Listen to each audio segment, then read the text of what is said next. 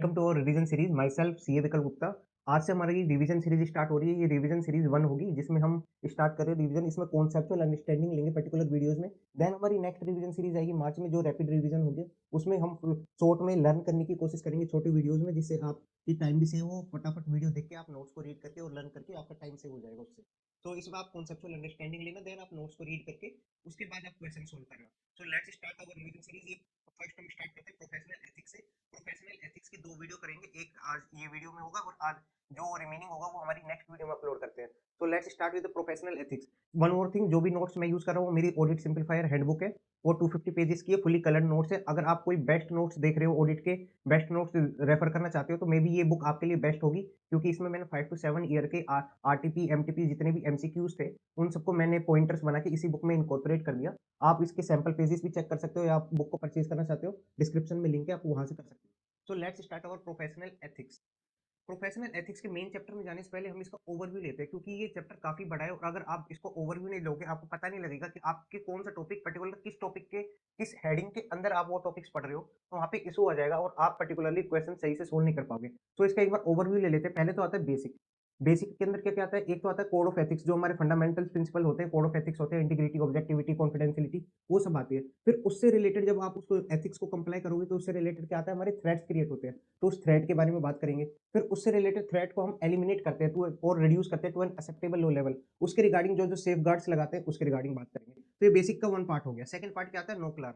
नोक्लार क्या होता है? Non compliance of law and regulation. वहां पे हम एप्लीकेबिलिटी देखते हैं, कब नोक्लार एप्लीकेबल होगा, पर्टिकुलर टू ऐसे 250 और नोक्लार में क्या क्या डिफरेंस होता है, वो बेसिक चीजें हम यहाँ देखेंगे। नेक्स्ट आता है मेंबरशिप ऑफ इंस्टीट्यूट। अगर आप सीए के एग्जाम क्लियर करके क्या बन जाते हो? आईसीआई के मेंबर बन जाते हो, तो उस केस में कौन कौन सी बेसिक थिंग्स है जो आपको देखनी पड़ेगी, वो उसके बारे में। ये particular chartered accountant in practice या सर्विस के लिए नहीं है, ये ऑल टाइप ऑफ मेंबर्स के लिए, जो भी सीए के मेंबर एज ए सीए बन जाते हैं और वो आईसीए के मेंबर बन जाते हैं, उनके लिए पर्टिकुलर पॉइंट है कि टाइप ऑफ मेंबरशिप कौन कौन सी होगी। जब 2 टाइप ऑफ मेंबरशिप होती है, एसोसिएट एंड फेलो, उसके बारे में। नेक्स्ट डिसेबिलिटी कब हो जाएगी? जब सेक्शन 8 के अंदर जब आप 21 एज से कम में हो और जब आपको मेंबरशिप नहीं मिलेगी, अगर आप कन्विक्टेड बाय कोर्ट हो या पर्टिकुलरली आप अनसाउंड माइंड हो, तो उसके रिगार्डिंग हम बात करेंगे, डिसेबिलिटी ऑफ मेंबर। उसके बाद आता है penalty for false claiming to be a member. आप मेंबर नहीं हो फिर भी आप मेंबर बन रहे हो, आप पर्टिकुलरली किसी को बता रहे हो कि आप एज ए सीए हो, या आप चार्टर्ड अकाउंटेंट इन प्रैक्टिस में नहीं हो फिर भी आप बता रहे हो कि चार्टर्ड अकाउंटेंट इन प्रैक्टिस में हो, तो उसके रिगार्डिंग क्या पेनल्टी लगती है उसके बारे में बात करेंगे। Removal of the name from the register. अगर आपका नेम मेंबर ऑफ रजिस्टर से रिमूव हो जाता है तो कौन कौन से सर्टेन सिनेरियोज में आपका नेम रिमूव हो सकता है, एंड कौन कौन से सर्टेन सिनेरियो में रिस्टोर हो सकता है। पर्टिकुलरली आपने फी पे नहीं करी तो आपका नेम रिमूव हो जाता है, तो आप वो रिस्टोर कब से हो जाएगा, पर्टिकुलरली एमसीक्यू पॉइंट वाइज से काफी इंपॉर्टेंट हो जाएगा रिस्टोरेशन ऑफ मेंबरशिप। इसके बाद आते हैं, हमने मेंबरशिप देख लिया कौन कौन सी है, एज ए आप मेंबर बन जाते हो आईसीआई के, तो पर्टिकुलरली कौन कौन से पॉइंट्स होते हैं। उसके बाद आते हैं चार्टेड अकाउंटेंट इन प्रैक्टिस। अगर आपने सीओपी होल्ड करी है तो उसके रिगार्डिंग आपको कौन कौन से पॉइंट्स को कंसीडर करना है कि सिग्निफिकेंस ऑफ सीओपी, तो सीओपी से रिलेटेड क्या क्या बातें हैं वो यहाँ पे डिस्कस करेंगे। उसके बाद cancellation and restoration of COP कब होती है उसके बारे में बात करेंगे। देन यहाँ पे इंपॉर्टेंट आता है member deem to be in practice. कब कब member deem to be in practice माना जाएगा, पर्टिकुलर कौन कौन से सिनेरियो है उसकी बात करेंगे। इसके अंदर ही कवर होता है मैनेजमेंट कंसल्टेंसी सर्विसेज, जो हमारी 2 to 4 की सर्विसेज होती है, वो भी मैनेजमेंट कंसल्टेंसी सर्विसेज इसी के अंदर इंक्लूड होती है चार्टर्ड अकाउंटेंट इन प्रैक्टिस के अंदर। उसके बाद member prohibited using other designation. अगर आपने कोई और डेजिग्नेशन यूज करी ऐसे चार्टर्ड अकाउंटेंट इन प्रैक्टिस में हो और आप सीए के अलावा कोई और डेजिग्नेशन यूज करते हो तो आप वहां पे गिल्टी हो जाओगे, उसके बारे में बात करेंगे। Then maintenance of branch office. अगर आपकी इंडिया में एक से ज्यादा ब्रांच है तो आपको मेंबर इंचार्ज रखना होगा, उसके रिगार्डिंग क्या क्या गाइडलाइंस है, कब आप मेंबर इंचार्ज रखना होगा, कब आपको मेंबर इंचार्ज नहीं रखोगे तो भी चल जाएगा, तो उसके रिगार्डिंग बात करते हैं। ये सारे पॉइंट्स थे चार्टर्ड अकाउंटेंट इन प्रैक्टिस के बारे में। देन हम उसके बाद आएंगे शेड्यूल टू द एक्ट। वहां पे क्या है? फर्स्ट शेड्यूल होगा, सेकंड शेड्यूल होगा, जहां पे हम बात करेंगे प्रोफेशनल मिसकंडक्ट की और अदर मिसकंडक्ट की। दोनों जगह हम फर्स्ट शेड्यूल में प्रोफेशनल मिसकंडक्ट अदर मिसकंडक्ट की बात करेंगे, सेम सेकंड शेड्यूल में प्रोफेशनल मिसकंडक्ट और अदर मिसकंडक्ट की बात करेंगे। जब हम शेड्यूल कंप्लीट कर लेंगे उसके बाद आएगा काउंसिल जनरल गाइडलाइंस। इसमें आईसीआई ने कोई काउंसिल ने गाइडलाइंस इशू करी हुई है, उसको हमें मैंडेटरी कंप्लाई करना जरूरी है। अगर वहां कंप्लाई नहीं करेंगे तो वहां पे भी हम प्रोफेशनल मिसकंडक्ट का पार्ट बन जाएंगे। उसके बाद आता है रिकमेंडेड सेल्फ रेगुलेटरी मेजर्स। तो ये इतना इंपॉर्टेंट पार्ट नहीं होता क्योंकि ये रिकमेंड करा है आईसीआई ने, मैंडेटरी नहीं है आपके ऊपर, तो इसको देखेंगे। देन आएगा recent decision of ethical board. इसके अंदर मई 25 में अमेंडमेंट भी है।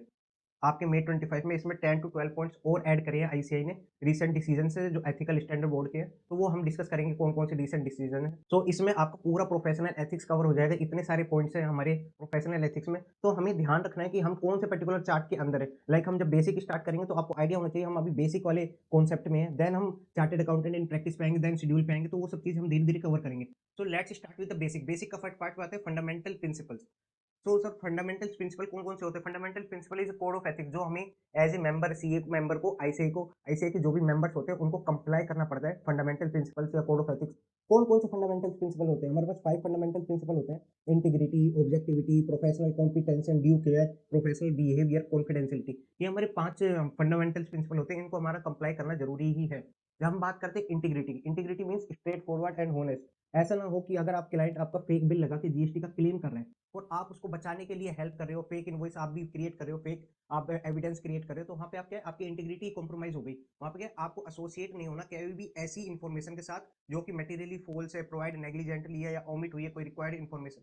तो वहाँ पे आपको एसोसिएट नहीं होना उन चीज़ों में क्योंकि आपको होनेस्ट एंड स्ट्रेट फॉरवर्ड रहना है, तो वहाँ पे आपकी इंटीग्रिटी कॉम्प्रोमाइज़ हो जाएगी अगर ऐसी इन्फॉर्मेशन के साथ आप एसोसिएट हुए तो। नेक्स्ट हम आते हैं ऑब्जेक्टिविटी। आपको ऑब्जेक्टिविटी मेंटेन करके रखनी पड़ेगी, आपको ऑब्जेक्टिविटी कॉम्प्रोमाइज़ नहीं करना कि through bias, conflict of interest और अनड्यू इन्फ्लुएंस में आपको ऑब्जेक्टिविटी कॉम्प्रोमाइज़ नहीं करनी। कहीं ऐसा ना हो क्लाइंट आपको पर्सनल गिफ्ट दे रहा है पर्टिकुलर, आप अपने पर्सनल गेन के लिए आप ओपिनियन चेंज कर रहे हो, क्लाइंट के फेवर में डिसीजन दे रहे हो, तो वहाँ पे क्या होगा, आपकी ऑब्जेक्टिविटी कॉम्प्रोमाइज़ हो सकती है, आप बायस नहीं होने चाहिए, उसके ध्यान रखना है। Next professional competence and due care. आपको टाइम टू टाइम खुद को अपडेट करना है, लाइक हमारे टैक्स और इनडायरेक्ट टैक्स में क्या अमेंडमेंट आती रहती है, आपको खुद को अपडेट करना है। ऐसा ना हो क्लाइंट आपसे कुछ एडवाइस मांगे, आप अपडेटेड ही नहीं हो और आपने उसको रॉन्ग एडवाइस दे दी, तो ऐसी चीज़ नहीं होनी चाहिए। आपको एक्ट और मेंटेन करनी पड़ेगी प्रोफेशनल नॉलेज को, एक्ट डिलिजेंटली और कंटिन्यू डेवलप करनी पड़ेगी नॉलेज को and develop and maintain capabilities to perform. तो ये सारे पार्ट है हमारे professional competence and due care के। नेक्स्ट आता है professional behaviour. Professional behaviour means क्या होता है, आपको ये चीज़ कंप्लाई करने के साथ-साथ अपने बिहेवियर में भी शो करनी पड़ेगी प्रोफेशनल बिहेवियर। आपको कुछ ऐसा वर्क नहीं करना जिससे आपके प्रोफेशन डिग्रेड हो। पर्टिकुलरली आपको ऐसा नहीं करना कि आप पूरे पब्लिक में जाके बोल रहे हो कि ₹200 में सीए से आईटीआर भरवाओ, ₹200 में सीए से आईटीआर भरवाओ, एडवर्टाइज़ कर रहे हो। तो वहाँ पे क्या है, आप अपने प्रोफेशन को डिग्रेड कर रहे हो। आपको प्रोफेशनल बिहेवियर मेंटेन करना है, आपको लॉ एंड रेगुलेशन को कंप्लाई करना है। ऐसा नहीं कोई आप लॉ एंड रेगुलेशन के अगेंस्ट जा रहे हो, कोई अनलॉफुल थिंग कर रहे हो, तो वहाँ पे आप प्रोफेशनल बिहेवियर मेंटेन नहीं कर रहे। तो आपको यहाँ पे प्रोफेशनल बिहेवियर मेंटेन करना पड़ेगा कंप्लाई करने के लिए फंडामेंटल प्रिंसिपल्स को। Next confidentiality. ये इंपॉर्टेंट पॉइंट है कॉन्फिडेंशियलिटी के रिगार्डिंग। आपने जो भी इन्फॉर्मेशन ऑब्टेन करी, कैसे ऑब्टेन करी, अगर आप चार्टर्ड अकाउंटेंट इन प्रैक्टिस हो तो आप प्रोफेशनल एंगेजमेंट में ऑब्टेन करोगे। अगर आप चार्टर्ड अकाउंटेंट इन सर्विस में हो तो आप एम्प्लॉयमेंट रिलेशनशिप में एक्वायर करोगे। आपने ये इन्फॉर्मेशन एक्वायर करी विद इन द ऑर्गेनाइजेशन या आउटसाइड द ऑर्गेनाइजेशन, उसको आप डिस्क्लोज नहीं करोगे, किसी भी हालत में किसी के साथ भी डिस्क्लोज नहीं करोगे। और वो इन्फॉर्मेशन किस-किस की हो सकती है, या तो आपके प्रोस्पेक्टिव एम्प्लॉयी की, होने वाले कोई एम्प्लॉयर पर्टिकुलर होने वाला कोई एम्प्लॉयर है, उसकी इन्फॉर्मेशन हो सकती है, होने वाला कोई क्लाइंट की इन्फॉर्मेशन हो सकती है, प्रोस्पेक्टिव क्लाइंट या प्रोस्पेक्टिव एम्प्लॉयर की, या कोई प्रीवियस क्लाइंट या प्रीवियस एम्प्लॉयर की इन्फॉर्मेशन हो सकती है। वो दोनों इन्फॉर्मेशन, कोई सी भी इन्फॉर्मेशन आपको डिस्क्लोज नहीं करनी है, आपको कॉन्फिडेंशियलिटी मेंटेन करके रखनी है। तो सर कोई ऐसे सर्कमस्टेंसेस भी होंगे ना जहाँ पे हमें कॉन्फिडेंशियल इन्फॉर्मेशन को डिस्क्लोज करना पड़ेगा। Yes, there are certain circumstances जहाँ पे प्रोफेशनल अकाउंटेंट को डिस्क्लोज करनी पड़ती है कॉन्फिडेंशियल इन्फॉर्मेशन। वो कौन-कौन से सर्कमस्टेंसेस होते हैं? अगर disclosure is required by the, अगर लॉ ने बोला है डिस्क्लोज करने के लिए, तो आपको डिस्क्लोज करना ही पड़ेगा। आप लॉ को ये नहीं बोल सकते कि भाई मैं तो कॉन्फिडेंशियल इन्फॉर्मेशन है, मैं कॉन्फिडेंशियलिटी मेंटेन करूँगा। लॉ आपको कॉन्फिडेंशियल कर देगा, इसलिए आपको उस जगह आपको डिस्क्लोज करना ही पड़ेगा। सेकंड, अगर आपको लॉ ने परमिट बोला है, लॉ ने बोला कि आप डिस्क्लोज कर सकते हो, लॉ ने मैंडेटरी नहीं करा बट आप लॉ ने बोला कि आप डिस्क्लोज कर सकते हो एंड ऑथराइज कर दिया क्लाइंट ने कि हाँ आप डिस्क्लोज कर दो। अगर दोनों चीज हो गई तो फिर जब मियाँ बीवी राजी तो फिर क्या करेगा काजी? तो वहां पे क्या होता है कि अगर लॉ ने भी बोल दिया और क्लाइंट ने भी बोल दिया कि आप कर सकते हो डिस्क्लोज, तो क्या दिक्कत है, करो डिस्क्लोज। नेक्स्ट, अगर प्रोफेशनल ड्यूटी आ जाती है तो वहां पे आपको डिस्क्लोज करना पड़ जाता है। कौन कौन सी प्रोफेशनल ड्यूटीज में आपको डिस्क्लोज करना पड़ जाता है? जब आपका पीयर रिव्यू और क्वालिटी रिव्यू होता है, उसमें क्या होता है, पीयर रिव्यू क्वालिटी रिव्यू में आपके डॉक्यूमेंट चेक होते हैं, आपने ऑडिट सही से कंडक्ट करा ही नहीं करा, तो वहाँ पे डिस्क्लोज होती है कॉन्फिडेंशियल इन्फॉर्मेशन, तो वो चल जाता है क्योंकि वो आपके प्रोफेशनल ड्यूटीज में आता है। नेक्स्ट ये होता है, अगर कोई इंक्वायरी है, कोई इन्वेस्टिगेशन हो रही है रेगुलेटरी अथॉरिटी की, तो वहाँ पे आपको डिस्क्लोज करना पड़ जाता है। और नेक्स्ट आपको प्रोटेक्ट करना पड़ जाता है इंटरेस्ट, प्रोफेशनल इंटरेस्ट के रिगार्डिंग, देन आपको डिस्क्लोज करना पड़ जाता है। उसके अलावा टेक्निकल प्रोफेशनल स्टैंडर्ड में कंप्लाई करने के रिगार्डिंग आपको वहाँ पे डिस्क्लोज करना पड़ जाता है। तो ये सारे सर्कमस्टेंसेज है जहाँ पे आपको कॉन्फिडेंशियल इन्फॉर्मेशन डिस्क्लोज कर सकते हैं।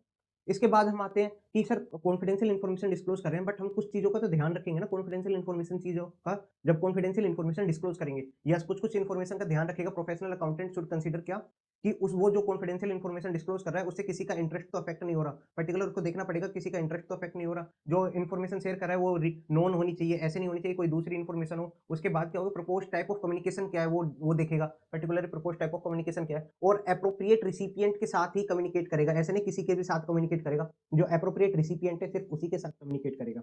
तो यहाँ पे हमने फंडामेंटल्स को देखा। अब फंडामेंटल्स के बाद क्या आते हैं, फंडामेंटल्स को कंप्लाई करेंगे तो हमारे थ्रेट्स क्रिएट होंगे। तो हम नेक्स्ट चलते हैं थ्रेट्स एंड सेफगार्ड्स पे।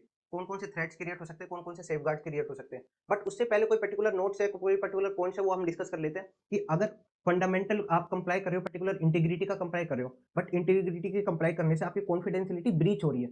एक फंडामेंटल प्रिंसिपल का कंप्लाई करने से दूसरे फंडामेंटल प्रिंसिपल ब्रीच हो रहा है, तो उस केस में क्या करें? उस केस में आप कंसल्ट करो किससे? अदर्स से, विद इन द ऑर्गेनाइजेशन या आईसीआई से, लीगल काउंसिल से, किसी से भी आप विद इन द ऑर्गेनाइजेशन या आउटसाइड द ऑर्गेनाइजेशन आपको कंसल्ट करना पड़ेगा और जो एप्रोप्रिएट डिसीजन होगा आपको वो लेना होगा। नेक्स्ट, अगर आप कोई एडवर्टाइजमेंट करना चाहते हो, प्रोफेशनल अकाउंटेंट कोई एडवर्टाइजमेंट करना चाहता है बट उसको ये नहीं पता यार ये पर्टिकुलर एप्रोप्रिएट होगा एडवर्टाइजमेंट या एप्रोप्रिएट नहीं होगा, क्योंकि अगर एप्रोप्रिएट एडवर्टाइजमेंट नहीं होगा तो गिल्टी हो जाओगे क्लॉज 6 के अंदर। तो प्रोफेशनल अकाउंटेंट को ये पता करना है कि ये एप्रोप्रिएट एडवर्टाइजमेंट है या नहीं, तो वहाँ पे वो क्या किससे कंसल्ट कर सकता है? एथिकल स्टैंडर्ड बोर्ड से कंसल्ट कर सकता है कि उसके रिगार्डिंग कि ये एडवर्टाइजमेंट जो एप्रोप्रिएट है या नहीं है। तो ये सर्टेन पॉइंट्स थे। अब आते हैं हम थ्रेट्स पे। Type of threats and safeguards. कौन-कौन से थ्रेट्स क्रिएट हो सकते हैं कंप्लाई करने के लिए फंडामेंटल प्रिंसिपल को जब आप कंप्लाई करते हो, तो कौन-कौन से थ्रेट क्रिएट हो सकते हैं? फिर उसके रिगार्डिंग क्या-क्या सेफगार्ड्स इंप्लीमेंट करने होते हैं? तो यहाँ पे हमारे 5 थ्रेट्स आते हैं। कौन-कौन से 5 थ्रेट्स आते हैं? जैसे 5 हमारे फंडामेंटल प्रिंसिपल होते हैं। उसके रिगार्डिंग 5 थ्रेट्स क्रिएट हो सकते हैं। कौन-कौन से? Self interest threat, self review threat, advocacy threat, familiarity threat और इंटिमिडेशन थ्रेट। ये 5 थ्रेट होते हैं, ये क्रिएट हो सकते हैं किसी भी जब आप कंप्लाई करते हो कि फंडामेंटल प्रिंसिपल का। तो हम इसको देखते हैं। Self interest threat. Self interest threat क्या होता है? जब आप कोई इन्फ्लुएंस करते हो पर्टिकुलर डिसीजन को किससे? जब आपको कुछ खुद का प्रॉफिट हो रहा हो, जब आपका कोई पर्सनल गेन हो रहा हो। लाइक मैं आपको एक एग्जांपल देता हूँ। आपका कोई क्लाइंट है, उसका पर्टिकुलर उस क्लाइंट से आपके पास 80% ऑफ द रिवेन्यू आता है, जो आपकी कंपनी का है, उसमें से 1 लाख रुपए का आपका रिवेन्यू है, उसमें से 80,000 जो आता है वो पर्टिकुलर एक ही क्लाइंट से आता है। तो आप क्या उस क्लाइंट को छोड़ना नहीं चाहोगे, आप उसके अगेंस्ट कोई ऐसी इन्फॉर्मेशन नहीं करोगे जो क्लाइंट आपको निकाल दे। तो आप क्या करोगे? आप अपने पर्सनल गेन के लिए आप अपने डिसीजन को इन्फ्लुएंस कर सकते हो। तो वहाँ क्या हुआ? सेल्फ इंटरेस्ट थ्रेट क्रिएट हुआ। फाइनेंशियल और अदर इंटरेस्ट के लिए आप अपने प्रोफेशनल जजमेंट को इन्फ्लुएंस कर सकते हो, प्रोफेशनल बिहेवियर को इन्फ्लुएंस कर सकते हो। तो वहाँ पे सेल्फ इंटरेस्ट थ्रेट क्रिएट हो सकता है। यहाँ पे आपको ये पर्टिकुलर एग्जांपल्स को रीड करना है, एमसीक्यू के लिए इंपॉर्टेंट हो सकते हैं, वैसे कोई पर्टिकुलर डायरेक्ट क्वेश्चन नहीं आ सकता डिस्क्रिप्टिव का।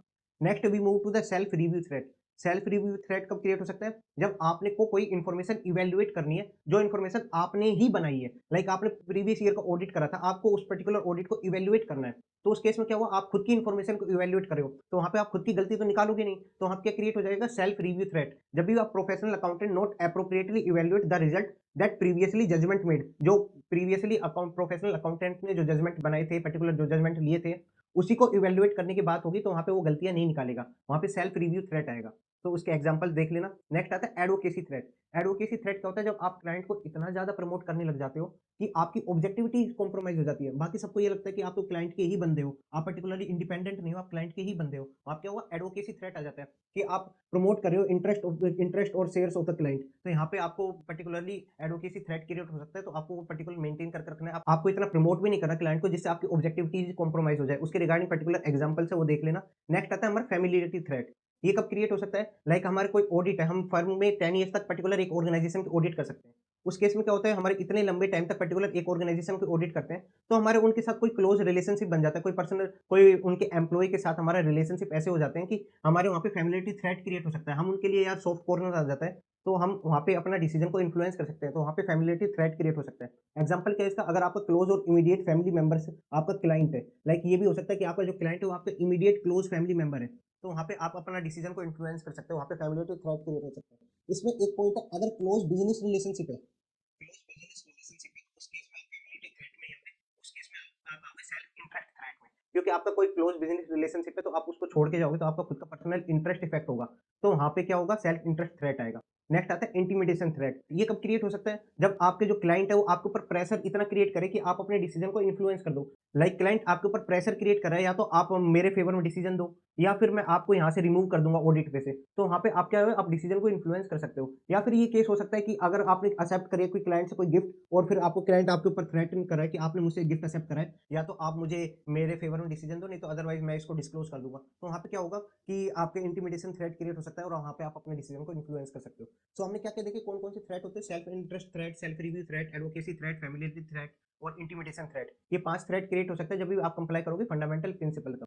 अब थ्रेट क्रिएट हो गए, अब उन थ्रेट को एड्रेस कैसे करें, उन थ्रेट को रिड्यूस कैसे करें, उसके रिगार्डिंग क्या है? उस थ्रेट को एलिमिनेट और रिड्यूस कैसे कर सकते हैं? अगर वो पर्टिकुलर जिस सर्कमस्टेंसेस में वो थ्रेट्स क्रिएट हो रहे हैं, पर्टिकुलर उसी सर्कमस्टेंसेस को एलिमिनेट कर दो, तो वहां से थ्रेट कम हो जाएगा। या फिर आप डिक्लाइन कर दो प्रोफेशनल एक्टिविटी का, आप विड्रॉ कर लो पर्टिकुलर फ्रॉम दैट एंगेजमेंट, या पर्टिकुलर उस क्लाइंट को एक्सेप्ट ही मत करो जहाँ पे आपको थ्रेट क्रिएट हो सकता है। या फिर अप्लाई करो सेफगार्ड्स। सेफगार्ड अप्लाई करके आप क्या कर सकते हो? उन थ्रेट को रिड्यूस कर सकते हो एक्सेप्टेबल लेवल तक। तो कौन कौन से सेफगार्ड्स अप्लाई कर सकते हैं वहाँ पे, उसकी बात आती है यहाँ पे सेफगार्ड्स में। अब सेफगार्ड्स की बात आती है कि आप आपको सेफगार्ड्स लगा के रिड्यूस कर सकते हो पर्टिकुलर कोई एक्सेप्टेबल लो लेवल। कौन-कौन से सेफगार्ड्स लगा के उसके रिगार्डिंग ये 5 ऐसे पॉइंट है कि कौन ये सेफगार्ड्स लगा के आप रिड्यूस कर सकते हो पर्टिकुलर थ्रेट्स को। कौन-कौन से सेफगार्ड्स होते हैं हम इसको लर्न करने के पर्सपेक्टिव से देखेंगे कि आप या तो एडिशनल टाइम डिवोट करो या क्वालिफाइड पर्सनल को डिवोट करो पर्टिकुलर रिक्वायर्ड टास्क पे, या तो आप एडिशनल टाइम लगाओ या क्वालिफाइड पर्सनल को इंट्रोड्यूस करो। अगर ये मैं एडिशनल टाइम भी लगा रहा हूँ, क्वालिफाइड पर्सनल भी लगा रहा हूँ, उससे भी कुछ नहीं हो रहा, तो क्या करो आप एक बाहर से एक बंदा ले आओ, एक एक्सटर्नल बंदा ले आओ, उससे क्या कराओ रिव्यू कराओ आपके वर्क को, वो रिव्यू कराओ। अगर यार रिव्यू करने से भी कुछ नहीं हो रहा, तो क्या करो एक डिफरेंट पार्टनर की टीम ले आओ, एंगेजमेंट टीम ले आओ और डिफरेंट पार्टनर को ले आओ, और कोई नॉन एश्योरेंस सर्विसेज है तो उसपे डिफरेंट पार्टनर को लगा दो। आप इसको लर्न करने के पर्सपेक्टिव से कैसे देखोगे इस कैसे कि आप एडिशनल टाइम लगाओ, एडिशनल टाइम से भी कुछ नहीं हो रहा, तो बाहर से एक बंदा लेके आओ, उसे रिव्यू कराओ, रिव्यू से भी कुछ नहीं हो रहा, डिफरेंट पार्टनर को इंट्रोड्यूस कराओ, डिफरेंट पार्टनर से भी कुछ नहीं हो रहा, तो अनदर फर्म को भी ले आओ, अनदर फर्म को भी लेके आ सकते हो। तो क्या-क्या कर सकते हो, एडिशनल टाइम डिवोट कर सकते हो, उससे कुछ नहीं हो रहा तो एक एप्रोप्रिएट रिव्यूअर को ले आओ, उससे कुछ नहीं हो रहा तो डिफरेंट फर्म को ले आओ। अगर उससे भी कुछ नहीं हो रहा, तो आप एक different audit sorry different partner को ले आओ, अगर उससे भी कुछ नहीं हो रहा तो आप डिफरेंट फर्म को ले आओ। तो ये सब चीज़ करने के चक्कर में साथ-साथ आपको क्या करना पड़ेगा, सेपरेट करनी पड़ेगी टीम, जिससे आपको कॉन्फिडेंशियल नेचर की जो इन्फॉर्मेशन है वो मेंटेन रहे। क्योंकि अगर आप इतनी सब चीज़ों को इंट्रोड्यूस करोगे तो आपको कॉन्फिडेंशियलिटी आपकी ब्रीच हो सकती है, तो आपको कॉन्फिडेंशियल मेंटेन करने के लिए पर्टिकुलर सेपरेट करनी पड़ेगी टीम। तो यहाँ पे हमारा फर्स्ट बेसिक तो कंप्लीट हो गया कि फंडामेंटल्स क्या होते हैं, उसके रिस्पेक्ट में कौन-कौन से थ्रेट क्रिएट हो सकते हैं।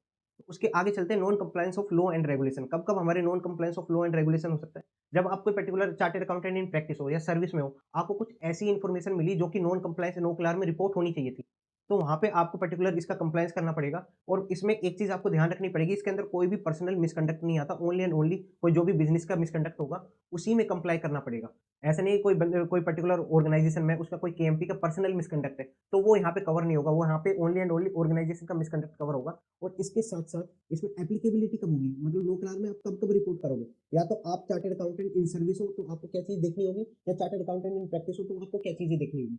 अगर आप चार्टर्ड अकाउंटेंट इन सर्विस में हो, तो वो आप सर्विस में मतलब किसी की एम्प्लॉयमेंट में हो, कौन से एम्प्लॉयमेंट में हो, आप लिस्टेड एंटिटीज के अंदर एम्प्लॉयमेंट में हो, वो भी सीनियर लेवल पे एम्प्लॉय। जूनियर लेवल के एम्प्लॉय की बात नहीं करें, सीनियर लेवल के एम्प्लॉय कौन होते हैं, केएमपी, आपके जो डायरेक्टर होते हैं, ऑफिसर होते हैं और सीनियर एम्प्लॉय होते हैं, उनकी बात कर रहा हूँ। अगर आप उस लेवल पे हो लिस्टेड एंटिटीज के केस में, तो आपके ऊपर नो क्लार एप्लीकेबल हो जाता है कि आपको कुछ ऐसी इन्फॉर्मेशन मिलती है non compliance of law and regulation के रिगार्डिंग, तो आपको कंप्लाई करना पड़ेगा नो क्लार।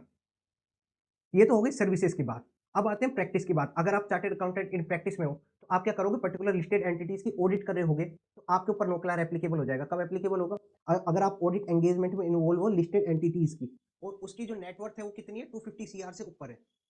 तो प्रोफेशनल अकाउंटेंट इन प्रैक्टिस में क्या होगा, अगर आप ऑडिट कर रहे हो लिस्टेड एंटिटीज की जिसका नेटवर्क कितनी है, 250 सीआर और या उससे ज्यादा है, यहाँ पे 250 सीआर को इंक्लूड करना है, 250 सीआर या उससे ज्यादा है, तो आपको प्रोफेशनल अकाउंटेंट इन प्रैक्टिस में आपके ऊपर कंप्लाई आ जाता है, आपको एप्लीकेबल हो जाता है नो क्लार में रिपोर्ट करना। तो यहाँ पे एप्लीकेबिलिटी देखी। देन हम आते हैं कौन कौन सी चीजें कवर होती है नो क्लार में। फ्रॉड हो गया, करप्शन हो गया, ब्राइबरी हो गया, मनी लॉन्ड्रिंग हो गया, सिक्योरिटी मार्केट और इन सब चीजें से रिलेटेड जो भी नॉन कंप्लायंस होगा वो सब हमें नो क्लार में रिपोर्ट करना पड़ता है। इसके बाद कौन-कौन से स्टेप्स हैं नो क्लार में रिपोर्ट करने के, वो बेसिक है, वो आप देख लेना।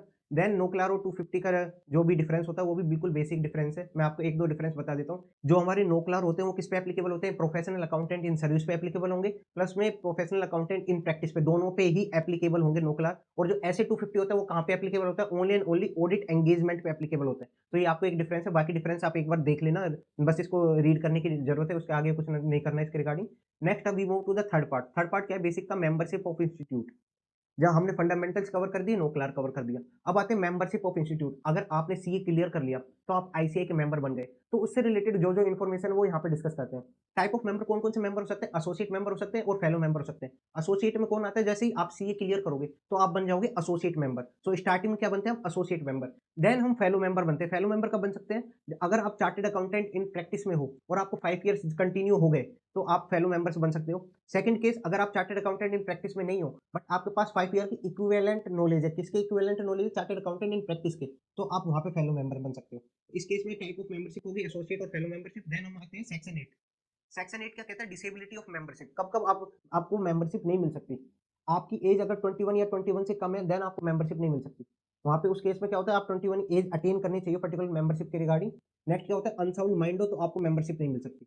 अगर आप अनडिस्चार्ज इंसॉल्वेंट हो तो आपको मेंबरशिप नहीं मिल सकती। नेक्स्ट पॉइंट आता है, ये काफी इंपॉर्टेंट पॉइंट है, इसके रिगार्डिंग एक केस स्टडी भी है, बीइंग डिस्चार्ज इंसॉल्वेंट। अगर आप डिस्चार्ज हो चुके हैं इंसॉल्वेंट, मतलब डिस्चार्ज इंसॉल्वेंट हो, आप पहले अनडिस्चार्ज में तो आपको मेंबरशिप मिलेगी नहीं, बट आप डिस्चार्ज इंसॉल्वेंट हो, बट उसके रिगार्डिंग क्या है, आपने सर्टिफिकेट ऑब्टेन नहीं करा कोर्ट से, तो उस केस में भी आपको मेंबरशिप नहीं मिलेगी। उस केस में भी आप डिसेबल हो जाओगे मेंबरशिप के रिगार्डिंग कि आपने सर्टिफिकेट ही ऑब्टेन नहीं करा कोर्ट से रिगार्डिंग डिस्चार्ज इंसॉल्वेंट, तो वहाँ पे केस आता है। नेक्स्ट आप कन्विक्टेड बाय कोर्ट, अगर कन्विक्ट कर दिया कोर्ट ने तो उस केस में भी आप डिसेबल हो जाओगे। और इसके रिगार्डिंग क्या पॉइंट, अगर आप कोर्ट से कन्विक्ट हो गए तो आप अदर मिसकंडक्ट में भी आ जाओगे। हम ये आगे डिस्कस करेंगे शेड्यूल में, अदर मिसकंडक्ट में भी आप पर्टिकुलर क्लोज के अंदर गिल्टी हो जाओगे अगर कोर्ट ने कन्विक्ट कर दिया तो। नेक्स्ट आता है remove from membership in case of guilty of misconduct, अगर आपने कोई मिसकंडक्ट करा तो आप डिसेबिलिटी के अंदर क्राइटेरिया के अंदर फॉल कर जाओगे।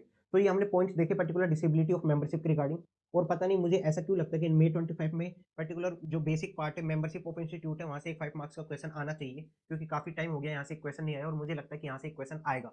तो आप इसको थोड़ा सा अच्छे से कर लेना। डिसेबिलिटी ऑफ मेंबर कब तक हो सकता है, या तो आप 21 ईयर एज अटेन नहीं करें, या आप अनसाउंड माइंड हो, या अनडिस्चार्ज इंसॉल्वेंट हो, या फिर डिस्चार्ज इंसॉल्वेंट हो बट आपने कोर्ट से सर्टिफिकेट ऑब्टेन नहीं करा, या आप कन्विक्टेड बाय कोर्ट हो, या फिर आप पर्टिकुलर किसी भी मिसकंडक्ट में गिल्टी हुए हो तो आप वहां से मेंबरशिप से रिमूव हो गए थे तो वहां पे डिसेबल हो जाओगे। तो ये पॉइंट थे डिसेबिलिटी के रिगार्डिंग। देन हम आते हैं removal from the name of register.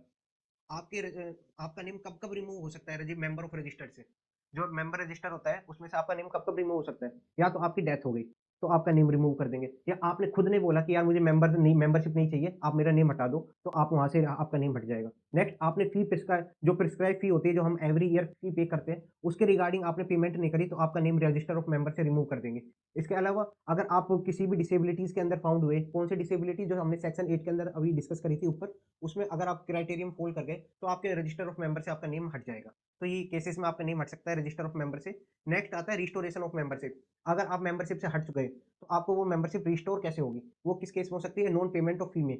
Like हमने अभी ऊपर डिस्कस करा था आपका नेम कब कब रिमूव हो सकता है मेंबर का रजिस्टर में से, जब आपने फी पे नहीं करी। तो अगर आपने फी पे नहीं करी तो आप रिमूव हो जाओगे, बट उसको रिस्टोर भी हो सकते हो। लाइक आपने जब फी पे कर दी तो वो रिस्टोर हो जाएगी आपकी मेंबरशिप। तो उसके क्राइटेरिया क्या क्या है, आपको यहाँ पे एमसीक्यू प्रोस्पेक्टिव से ध्यान रखना है कि अगर आपने जिस ईयर आपका नेम रिमूव हुआ था उसी ईयर आपने फी की पेमेंट कर दी तो रिस्टोर हो जाओगे, रिस्टोर हो जाएगी आपकी मेंबरशिप। रिस्टोर कब से होगी, जब से आपकी रिमूव हुई थी पर्टिकुलर मेंबरशिप, आपकी जब से रिमूव हुई थी पर्टिकुलर आपके रजिस्टर में से आपका नेम रिमूव हुआ था, से उसी डेट से रिस्टोर हो जाएगा। मतलब ये रेट्रोस्पेक्टिव रिस्टोर हो जाएगा मेंबरशिप। तो यहाँ पे एक पॉइंट ध्यान रखना है, अगर कोई डिसिप्लिन कमेटी ने या एपिलेट ट्रिब्यूनल ने आपका नेम रिमूव करा था तो पर्टिकुलर उनके ऑर्डर पे ही आपका रिस्टोर हो सकती है मेंबरशिप, उसके अलावा नहीं हो सकती। तो ये पर्टिकुलर केस थे। इसके बाद हम आते हैं penalty for false claiming to be a member.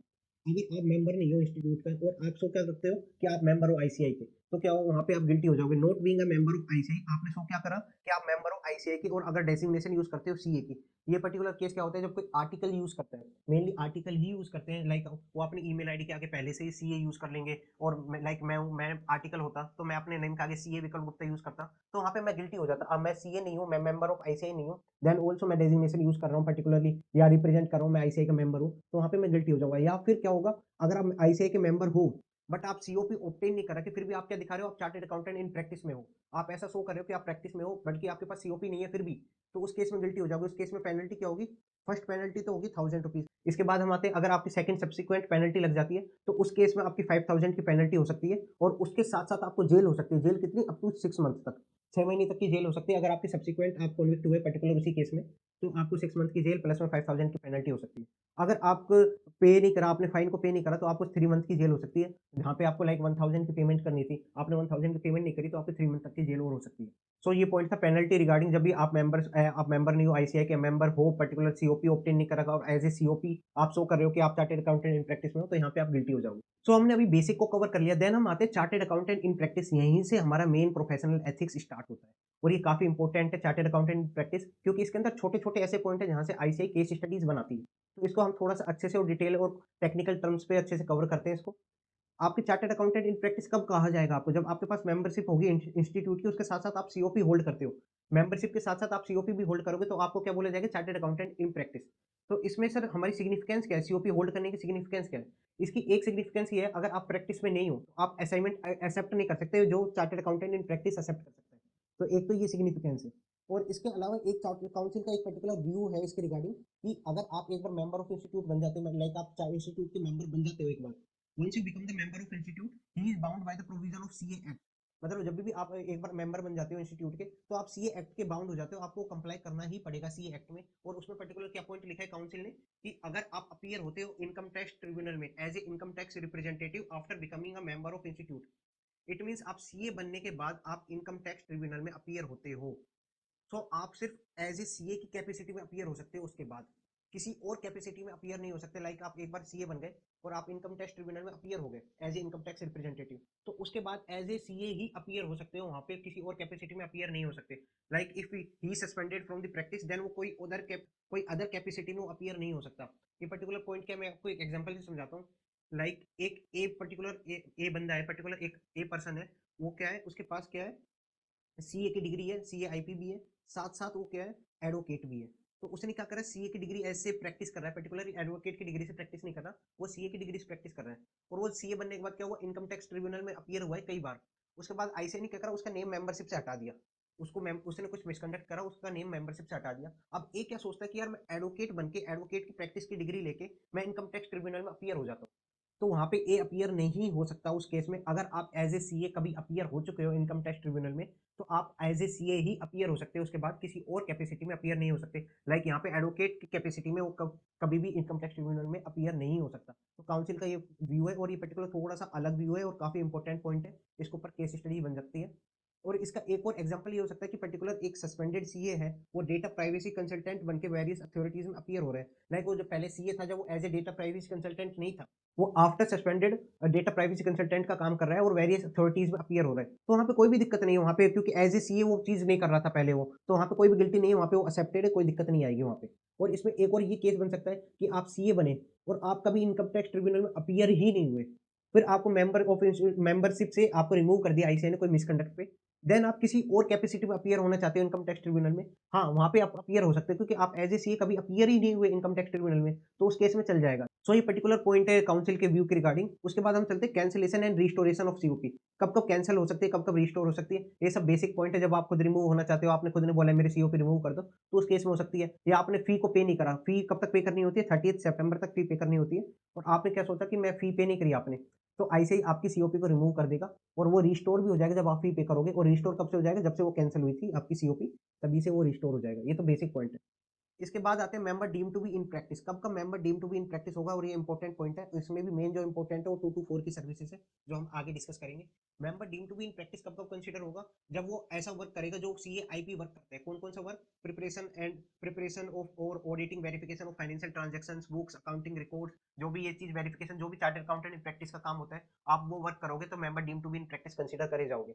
इसके साथ साथ अगर आप कोई अकाउंटेंसी सर्विसेज में इन्वॉल्व हो, तो वहाँ पे आप deem to be in practice होगे, या फिर अकाउंटिंग प्रोसीजर परफॉर्म कर रहे हो पर्टिकुलरली फाइनेंशियल फैक्ट और डेटा के रिगार्डिंग, तो वहाँ पे भी आप member deem to be in practice consider करे जाओगे। या फिर इसके अलावा कोई और अदर सर्विसेज परफॉर्म कर रहे हो, जो काउंसिल के व्यू में क्या है, member deem to be in practice है। तो वहाँ पे अदर सर्विसेज कौन कौन सी होती है सर, वो मैनेजमेंट कंसल्टेंसी सर्विस होती है, 2 to 4 की सर्विसेज होती है, जो हम अभी डिस्कस करेंगे। तो यहाँ पे हमने क्या क्या देखा कि आप member deem to be in practice कब होगी, जब आप सीए आईपी का कोई पर्टिकुलर वर्क परफॉर्म कर रहे हो, या कोई अदर सर्विसेज परफॉर्म कर रहे हो, जो काउंसिल के व्यू में क्या है, जो सीए आईपी ही परफॉर्म कर सकता है। तो उस केस में आप क्या होगे, member deem to be in practice.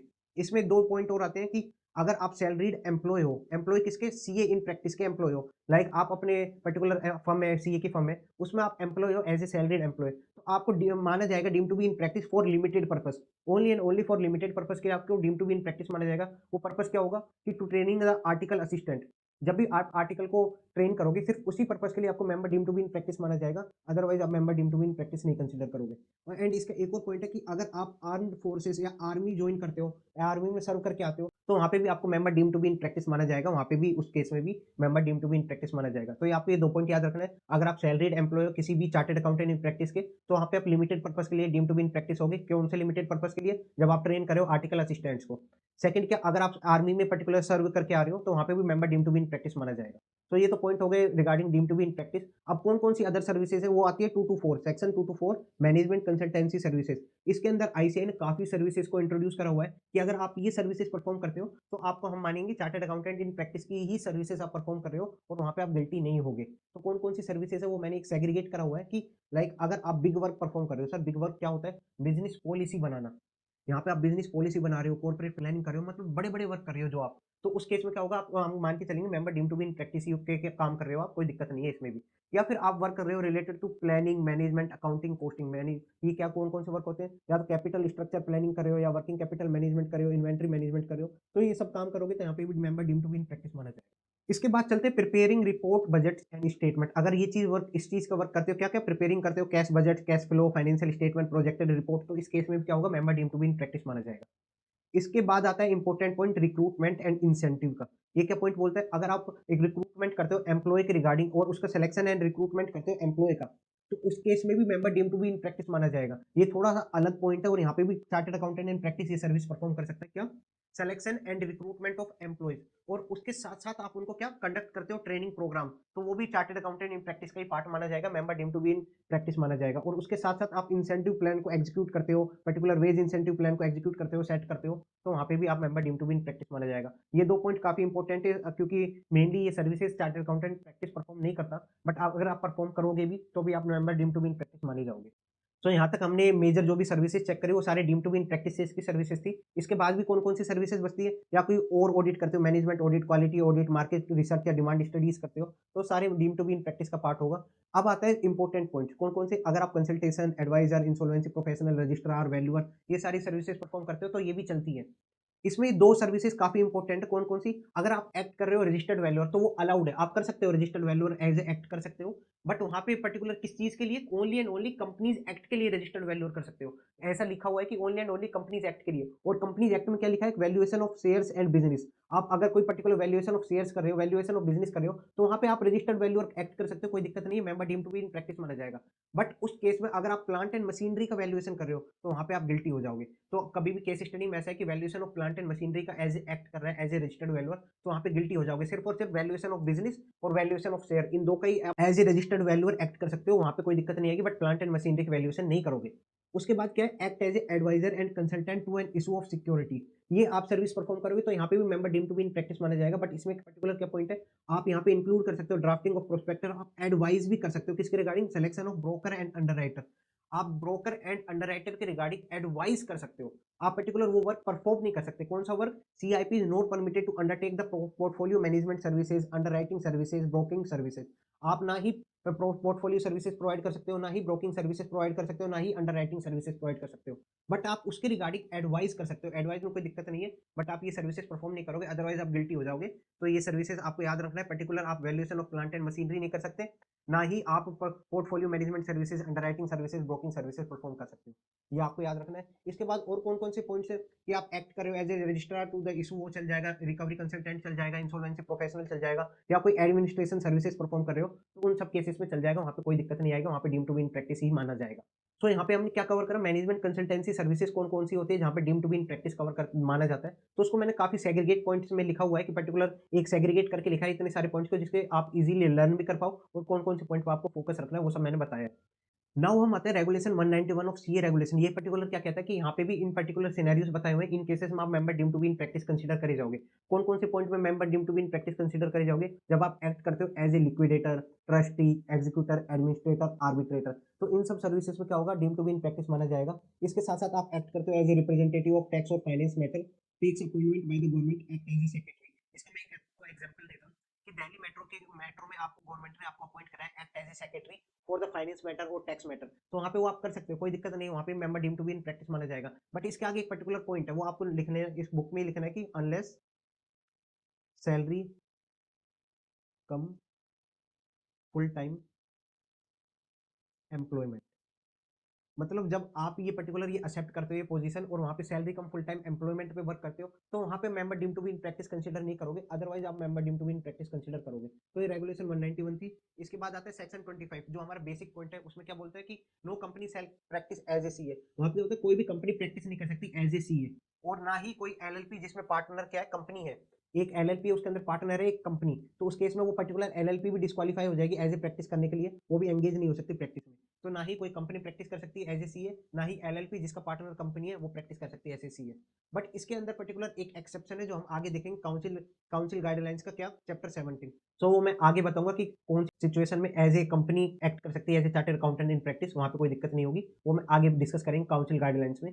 Next we are moving to कौन कौन से केसेस में प्रोहिबिटेड है using designation of other than CA. अगर आप कोई डेजिग्नेशन यूज करते हो, आप चार्टर्ड अकाउंटेंट इन प्रैक्टिस में हो, और आप कोई और डेजिग्नेशन यूज करते हो जहाँ पे कौन सी डेजिग्नेशन यूज करते हो अदर देन चार्टर्ड अकाउंटेंट, तो वहाँ पे आप गिल्टी हो जाओगे। कौन सी क्लोज के अंदर गिल्टी होगी? क्लोज 7 पार्ट 1 शेड्यूल 1, ये हम आगे डिस्कस करेंगे पर्टिकुलर शेड्यूल के अंदर। क्लोज 7 पार्ट 1 शेड्यूल 1 के अंदर आप गिल्टी हो जाओगे अगर कोई और डेजिग्नेशन यूज करते हो अदर देन सीए।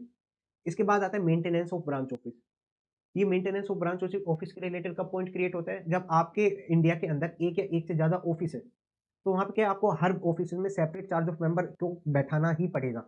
आप ऐसा नहीं कर सकते कि आपके 10 ऑफिस हैं पूरे ऑल ओवर इंडिया और आप अकेले बंदे संभाल रहे हो, वो चीज़ नहीं हो सकती। अगर आपके एक या एक से ज़्यादा ऑफिस है, जो भी सेपरेट ऑफिस होगा, उसमें आपको एक सेपरेट चार्ज ऑफ मेंबर बैठाना ही होगा। और सेपरेट चार्ज ऑफ मेंबर कब कंसीडर करेंगे? जब ऑफिस अटेंड करेगा 182 डेज या उससे ज़्यादा, तो वहाँ पे वो separate charge of member consider करा जाएगा। तो सर अगर मैं नहीं बैठाऊंगा तो क्या होगा? अगर सेपरेट चार्ज ऑफ मेंबर नहीं बैठाओगे तो वो प्रोफेशनल मिसकंडक्ट में आ जाएगा, वहाँ पे आपके ऊपर केस हो सकता है, वहाँ पे आप गिल्टी भी हो सकते हो। इसके रिगार्डिंग सर्टेन एग्जाम्पशन है। कौन सी एग्जाम्पशन? जो प्रैक्टिस करते हैं हिल्स एरिया पे, जो पहाड़ों पे कोई प्रैक्टिस कर रहे हैं, उसके रिगार्डिंग कोई एग्जाम्पशन दी है कि आप टेम्पररी ऑफिस ओपन कर सकते हो। कहाँ पे? प्लेन एरियाज पे आप टेम्पररी ऑफिस ओपन कर सकते हो, कोई दिक्कत नहीं है। कितने टाइम के लिए? Not exceeding 3 month in a year. कैसे भी आप सर्दी में, गर्मी में, कभी भी आप 3 मंथ के लिए आप प्लेन एरियाज पे आप अपनी प्रैक्टिस को टेम्पररी बेसिस पे ओपन कर सकते हो, कोई दिक्कत नहीं आएगी। कौन कौन सी कंडीशन आपको फुलफिल करनी पड़ेगी? कि आप रेगुलर ऑफिस को क्लोज नहीं करोगे तो भी चल जाएगा, दोनों ऑफिस ओपन हो सकते हैं, टेम्पररी भी रेगुलर भी, उन पर्टिकुलर 3 मंथ के लिए कोई दिक्कत नहीं होगी। उसके साथ-साथ जो भी नेम बोर्ड होगा, जो भी आप टेम्परेरी ऑफिस के ऊपर लगाओगे, वो सिर्फ़ उन्हीं 3 मंथ्स के लिए ही अपीयर होना चाहिए। 3 मंथ के बाद जब अभी आपका टेम्परेरी ऑफिस क्लोज़ होगा, तो वो नेम बोर्ड वहाँ से हटा देना है आपको। वहाँ पे ऐसा नहीं है कि टेम्परेरी ऑफिस क्लोज़ है, तो भी आपका नेम बोर्ड शो हो रहा है, वो चीज़ नहीं होनी चाहिए। उसके साथ-साथ टेम्परेरी ऑफिस के जो भी एड्रेस है, कुछ भी चीज़ें टेम्परेरी ऑफिस से रिगार्डिंग आपके professional documents, letter head, visiting card वहाँ पे मेंशन नहीं होनी चाहिए। एंड जब भी आप टेम्परेरी ऑफिस ओपन करोगे, जब भी आप टेम्परेरी ऑफिस को ओपन करोगे, आप आईसीआई को इन्फॉर्म करोगे कि जब भी आपने टेम्परेरी ऑफिस ओपन करा है या जब भी आपने टेम्परेरी ऑफिस क्लोज करा है। कैसे इन्फॉर्म करोगे? रजिस्टर्ड पोस्ट के थ्रू इन्फॉर्म करोगे। जब भी आप टेम्परेरी ऑफिस ओपन या क्लोज करोगे तो आईसीआई को इन्फॉर्म करना थ्रू रजिस्टर्ड पोस्ट। सो ये सारी एग्जाम्पशंस थी related to the practicing in high hills areas. जब भी आप हिल्स एरियाज पर प्रैक्टिस कर रहे हो तो उसके रिगार्डिंग कुछ एग्जाम्पशंस प्रोवाइड करिए आईसीआई ने। Next we are moving to कोई और एग्जाम्पशंस क्या होगी, लाइक आपको सेपरेट चार्ज ऑफ मेंबर कब कब नहीं रखना पड़ेगा, तो उसके रिगार्डिंग सर्टेन एग्जाम्पशंस है। तो सर वो कौन कौन से केसेस है जहाँ पे सेपरेट चार्ज ऑफ मेंबर नहीं रखेंगे तो भी चल जाएगा? वो पर्टिकुलर केसेस है, या तो आपका सेकंड ऑफिस का है सेम प्रीमाइज में, लाइक आपका फर्स्ट फ्लोर पे एक ऑफिस है, सेकंड फ्लोर पे एक ऑफिस है, तो आप सेपरेट चार्ज ऑफ मेंबर ना रखे आप खुद ही अकेले संभालोगे तो भी चल जाएगा, कोई दिक्कत नहीं है, वहाँ पे एग्जाम्पशन है। नेक्स्ट आपका सेकंड ऑफिस क्या है? सेम सिटी में लोकेटेड है, जहाँ आपका फर्स्ट ऑफिस लोकेटेड है उसी सिटी में आपका सेकंड ऑफिस लोकेटेड है, तो वहाँ पे भी सेपरेट चार्ज ऑफ मेंबर नहीं रखोगे तो भी चल जाएगा। थर्ड पॉइंट, अगर आपका सेकंड ऑफिस जो भी लोकेटेड है वो विद इन 50 किलोमीटर है, लाइक आपका फर्स्ट ऑफिस है दिल्ली में, फिर वो दिल्ली की जो म्युनिसिपल लिमिट्स है वहां से 50 किलोमीटर देखेंगे, वहां से 50 किलोमीटर के अंदर आपका सेकंड ऑफिस है, तो वहां पे भी आप सेपरेट चार्ज ऑफ मेंबर नहीं रखोगे तो भी चल जाएगा। तो आपको ये याद रखना है कि 50 किलोमीटर कहाँ से? Municipal limits of the city से। ये आपको ध्यान रखना है, ऐसा नहीं कि एक ऑफिस से दूसरे ऑफिस के बीच में 50 किलोमीटर का डिस्टेंस हो, वो चीज की बात नहीं हो रही। 50 किलोमीटर कहाँ से? म्युनिसिपल लिमिट से, ये आपको ध्यान रखना है। एंड इसके अलावा एक दो पॉइंट्स और है इसके रिगार्डिंग कि आप अपना नेम चार्टर्ड अकाउंटेंट शो करके अपना नेम अपने रेसिडेंस के ऊपर लगा सकते हो, कोई दिक्कत नहीं आएगी, बट आप वहाँ पे फर्म का नेम यूज नहीं करोगे। ये आपके रिगार्डिंग पॉइंट है कि आप अपने रेसिडेंस पे, अगर आपके रेसिडेंस पे ही आपका ऑफिस है, रेसिडेंस में ही आपका ऑफिस है, देन तो आप फर्म का नेम लगा सकते हो, कोई दिक्कत नहीं है। बट अगर रेसिडेंस पे आपका ऑफिस नहीं है, सिर्फ आप वहाँ पे रुकते हो और वहाँ पे आपका ऑफिस नहीं है, आप वहाँ पे रहते हो, तो वहाँ पे आप सीए लिख सकते हो, आप अपना नाम लिख सकते हो, बट वहाँ पे आप फर्म का नेम कभी भी नहीं लिख सकते। ये पर्टिकुलर पॉइंट है। और अगर आपका एक या एक से ज्यादा ऑफिस है तो आप वहाँ पे डिक्लेयर करना पड़ेगा कि मेन ऑफिस कौन सा है। ये सारे पॉइंट्स थे regarding maintenance of branch office. अगर आपके एक या एक से ज्यादा ऑफिस है तो वहाँ पे आपको क्या-क्या कंडीशंस होगी वो हमने डिस्कस करा। देन आता है केवाईसी नॉर्म्स।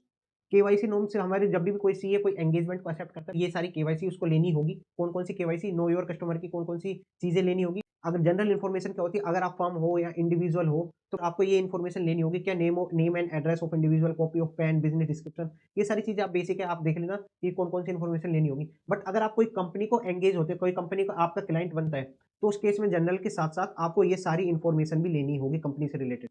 जनरल इन्फॉर्मेशन तो फिर भी लोगे, बट उसके साथ-साथ कंपनी की ये सारी इन्फॉर्मेशन लेनी होगी। एंड इन दोनों के साथ-साथ क्या एंगेजमेंट इन्फॉर्मेशन भी आपको लेनी होगी, टाइप ऑफ एंगेजमेंट। चाहे आप इंडिविजुअल क्लाइंट हो, चाहे आपका कोई पर्टिकुलर फर्म का क्लाइंट हो, चाहे कंपनी का क्लाइंट हो, सारे केसेस में आपको एंगेजमेंट इन्फॉर्मेशन तो लेनी ही होगी। टाइप ऑफ एंगेजमेंट जो है, वो आपको लेना ही होगा, इन्फॉर्मेशन ऑब्टेन करनी ही होगी उसके रिगार्डिंग, एंगेजमेंट इन्फॉर्मेशन के रिगार्डिंग। तो ये सारे हमारे केवाईसी के रिगार्डिंग डॉक्यूमेंट्स थे। यहाँ तक हमने क्या कवर कर लिया? हमने बेसिक कवर कर लिया, chartered accountant in practice cover कर लिया, केवाईसी की देख ली। देन हम आते हैं शेड्यूल टू द एक्ट। ये पूरा प्रोफेशनल एथिक्स का जो मेन हार्ट है, शेड्यूल्स है। तो यहाँ पे हम फर्स्ट शेड्यूल और सेकंड शेड्यूल के बारे में डिस्कस करेंगे।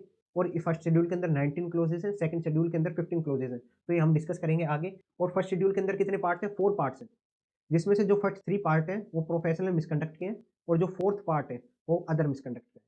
एंड सेकंड शेड्यूल में भी सेम जाते हैं, तो वहाँ पे फर्स्ट 2 पार्ट्स क्या है? प्रोफेशनल मिसकंडक्ट के हैं, एंड जो थर्ड पार्ट है वो क्या है? अदर मिसकंडक्ट का है। तो ये हम ऐसे डिस्कस करेंगे, पर्टिकुलर एक-एक पार्ट को हम कंटिन्यू करते जाएंगे और क्लोज करते जाएंगे। सो let's start with the first part. So now start with the first schedule. First schedule start करते हैं, उसमें पार्ट 1 आता है। पार्ट 1 किसके ऊपर एप्लीकेबल होता है? चार्टर्ड अकाउंटेंट इन प्रैक्टिस के ऊपर एप्लीकेबल होता है। एंड इसमें क्या है? Chartered accountant in practice is deemed to be guilty of professional misconduct. यहाँ पे हमारे अभी प्रोफेशनल मिसकंडक्ट की बात चलेगी, जो भी पार्ट 1 में हम डिस्कस करेंगे, और ये पर्टिकुलर हमारी इंट्रोडक्शन लाइन होगी। यहाँ पे इंट्रोडक्शन लाइन होगी और ये सारे solution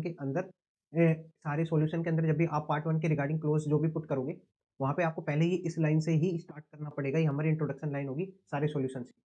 so let's start with the clause one. Clause one क्या कहता है? अगर आपने अलाउ करा any person to practice in his name as a chartered accountant, अगर आपने किसी भी बंदे को अलाउ करा, किसी भी पर्सन को अलाउ करा आपके नाम पे प्रैक्टिस करने के लिए, तो आप वहाँ पे गिल्टी हो जाओगे। बट सर क्या कोई भी प्रैक्टिस नहीं कर सकता आपके नेम पे? नहीं, कोई-कोई पर्टिकुलर पर्सन्स आपके नेम पे प्रैक्टिस कर सकते हैं। वो कौन-कौन से पर्सन है? Unless such person is also a chartered accountant in practice, या तो सामने वाला पर्सन चार्टर्ड अकाउंटेंट प्रैक्टिस होना चाहिए, उसके साथ-साथ and is in partnership with और एम्प्लॉयड बाय हिम। लाइक कौन-कौन हो सकता है? एक चार्टर्ड अकाउंटेंट इन प्रैक्टिस तो होना ही होना चाहिए, उसके साथ-साथ आपका या तो पार्टनर होना चाहिए या फिर पर्टिकुलर एम्प्लॉयी होगा, दोनों में से कोई भी होगा, वो दोनों चल जाएँगे। एम्प्लॉयी या पार्टनर कोई भी होगा, दोनों चल जाएँगे। कौन-कौन से को अलाउड है आपके नाम पे प्रैक्टिस करना? या तो चार्टर्ड अकाउंटेंट इन प्रैक्टिस होना चाहिए, उसके साथ-साथ पार्टनर या एम्प्लॉयी कोई भी होगा, वो चल जाएगा। और अदरवाइज़ कोई और पर्सन होगा, वहाँ पे आप क्लोज़ वन के अंदर गिल्टी हो जाओगे। So now start with clause two. Clause two क्या कहता है? अगर आपने पे करा या अलाउ टू पे करा या सिर्फ आपने एग्री भी कर लिया पे करने के लिए, क्या चीज एग्री करी आपने? Any share commission and brokerage. किस चीज का शेयर कमीशन ब्रोकरेज? अपनी फी का या प्रॉफिट का, जो आपने प्रोफेशनल बिजनेस की जो फी होगी, जो प्रॉफिट होगी, उसका शेयर कमीशन ब्रोकरेज आपने पे करने का आपने एग्री भी कर लिया, तो उस केस में आप गिल्टी हो जाओगे। सर किस लिए हम पे करेंगे? For purpose of rendering services, professional services time to time in India और आउटसाइड इंडिया। अगर कोई पर्टिकुलर प्रोफेशनल सर्विस के रिस्पेक्ट में आपने अपने शेयर कमीशन ब्रोकरेज दी अपनी फी या प्रॉफिट की, तो वहाँ पे आप गिल्टी हो जाओगे। क्लोज टू में गिल्टी कब होगे? जब आपने पे कराया, एग्री टू पे करा directly indirectly any share commission brokerage, कि किस चीज़ की? इन द फी और प्रॉफिट ऑफ प्रोफेशनल बिजनेस। किस लिए? For a purpose of rendering professional services in और आउटसाइड इंडिया। तो आप वहाँ पे गिल्टी हो जाओगे। बट सर कोई-कोई केस ऐसे होंगे ना जहाँ पे आप गिल्टी नहीं हो सकते। यस, कोई सर्टेन केसेस हैं कि आप यहाँ पे गिल्टी नहीं होंगे। कौन-कौन से? Other than a member of institute. अगर कोई सामने वाले पर्सन जिसको आप पर्टिकुलर पे कर रहे हो शेयर कमीशन ब्रोकरेज, वो इंस्टीट्यूट का ही मेंबर है, तो वहाँ पे कोई दिक्कत नहीं होगी। या वो आपका पार्टनर है, कोई दिक्कत नहीं होगी। अगर रिटायर्ड पार्टनर है, तो भी कोई दिक्कत नहीं है। Legal representative of disease partner है, तो भी चल जाएगा। या कोई any other member of professional body. चलिए और कौन-सी प्रोफेशनल बॉडी आ सकती है? रेगुलेशन 53 की बात हो रही है, 53 ए की बात हो रही है। वो क्वालिफिकेशन मैंने यहाँ लिखी है। अगर इन पर्टिकुलर क्वालिफिकेशन इन पर मेंबर्स है, इन प्रोफेशनल बॉडीज़ के मेंबर है, इनके साथ भी आप शेयर कमीशन ब्रोकरेज करोगे, तो वहाँ पे भी कोई दिक्कत नहीं होगी, वहाँ पे भी आप गिल्टी नहीं होगे। सो क्लोज टू क्या कहता है? अगर आपने पे करा है, अलाउ टू पे करा है, एग्री टू पे करा, क्या? Directly, indirectly any share commission and brokerage. किस पे? एनी फी पे या पर्टिकुलर प्रॉफिट पे ऑफ प्रोफेशनल बिजनेस। किसको? एनी पर्सन को, किसी भी पर्सन को पे करा तो आप गिल्टी हो जाओगे। Other than member in institute, या कोई पार्टनर हो, या कोई रिटायर्ड पार्टनर हो, या legal representative of disease partner हो, या कोई मेंबर हो किसी दूसरे प्रोफेशनल बॉडी का। कौन सी प्रोफेशनल बॉडी? रेगुलेशन 53 ए वाली। तो वहाँ पे आप गिल्टी नहीं होगे। पर्टिकुलर इन मेंबर्स को आप दोगे तो पेमेंट करोगे, तो वहाँ गिल्टी नहीं होगे। हम पेमेंट किस लिए करें? For the purpose of rendering professional services time to time in और आउटसाइड इंडिया। तो यहाँ पे क्लोज टू में गिल्टी हो जाओगे। सर कौन-कौन सी मेंबरशिप है जहाँ पे हम पे करेंगे तो भी कोई दिक्कत नहीं होगी? रेगुलेशन 53 ए में कौन-कौन सी कवर होती है? आप एक बात बताओ, अगर आप सीए नहीं करते तो आप क्या करते? आप सीएस करते या सीएमए बनते। सर हम सीएस भी नहीं करेंगे, सीएमए भी नहीं करेंगे, तो कॉमर्स वाला बंदा और कहाँ जाएगा?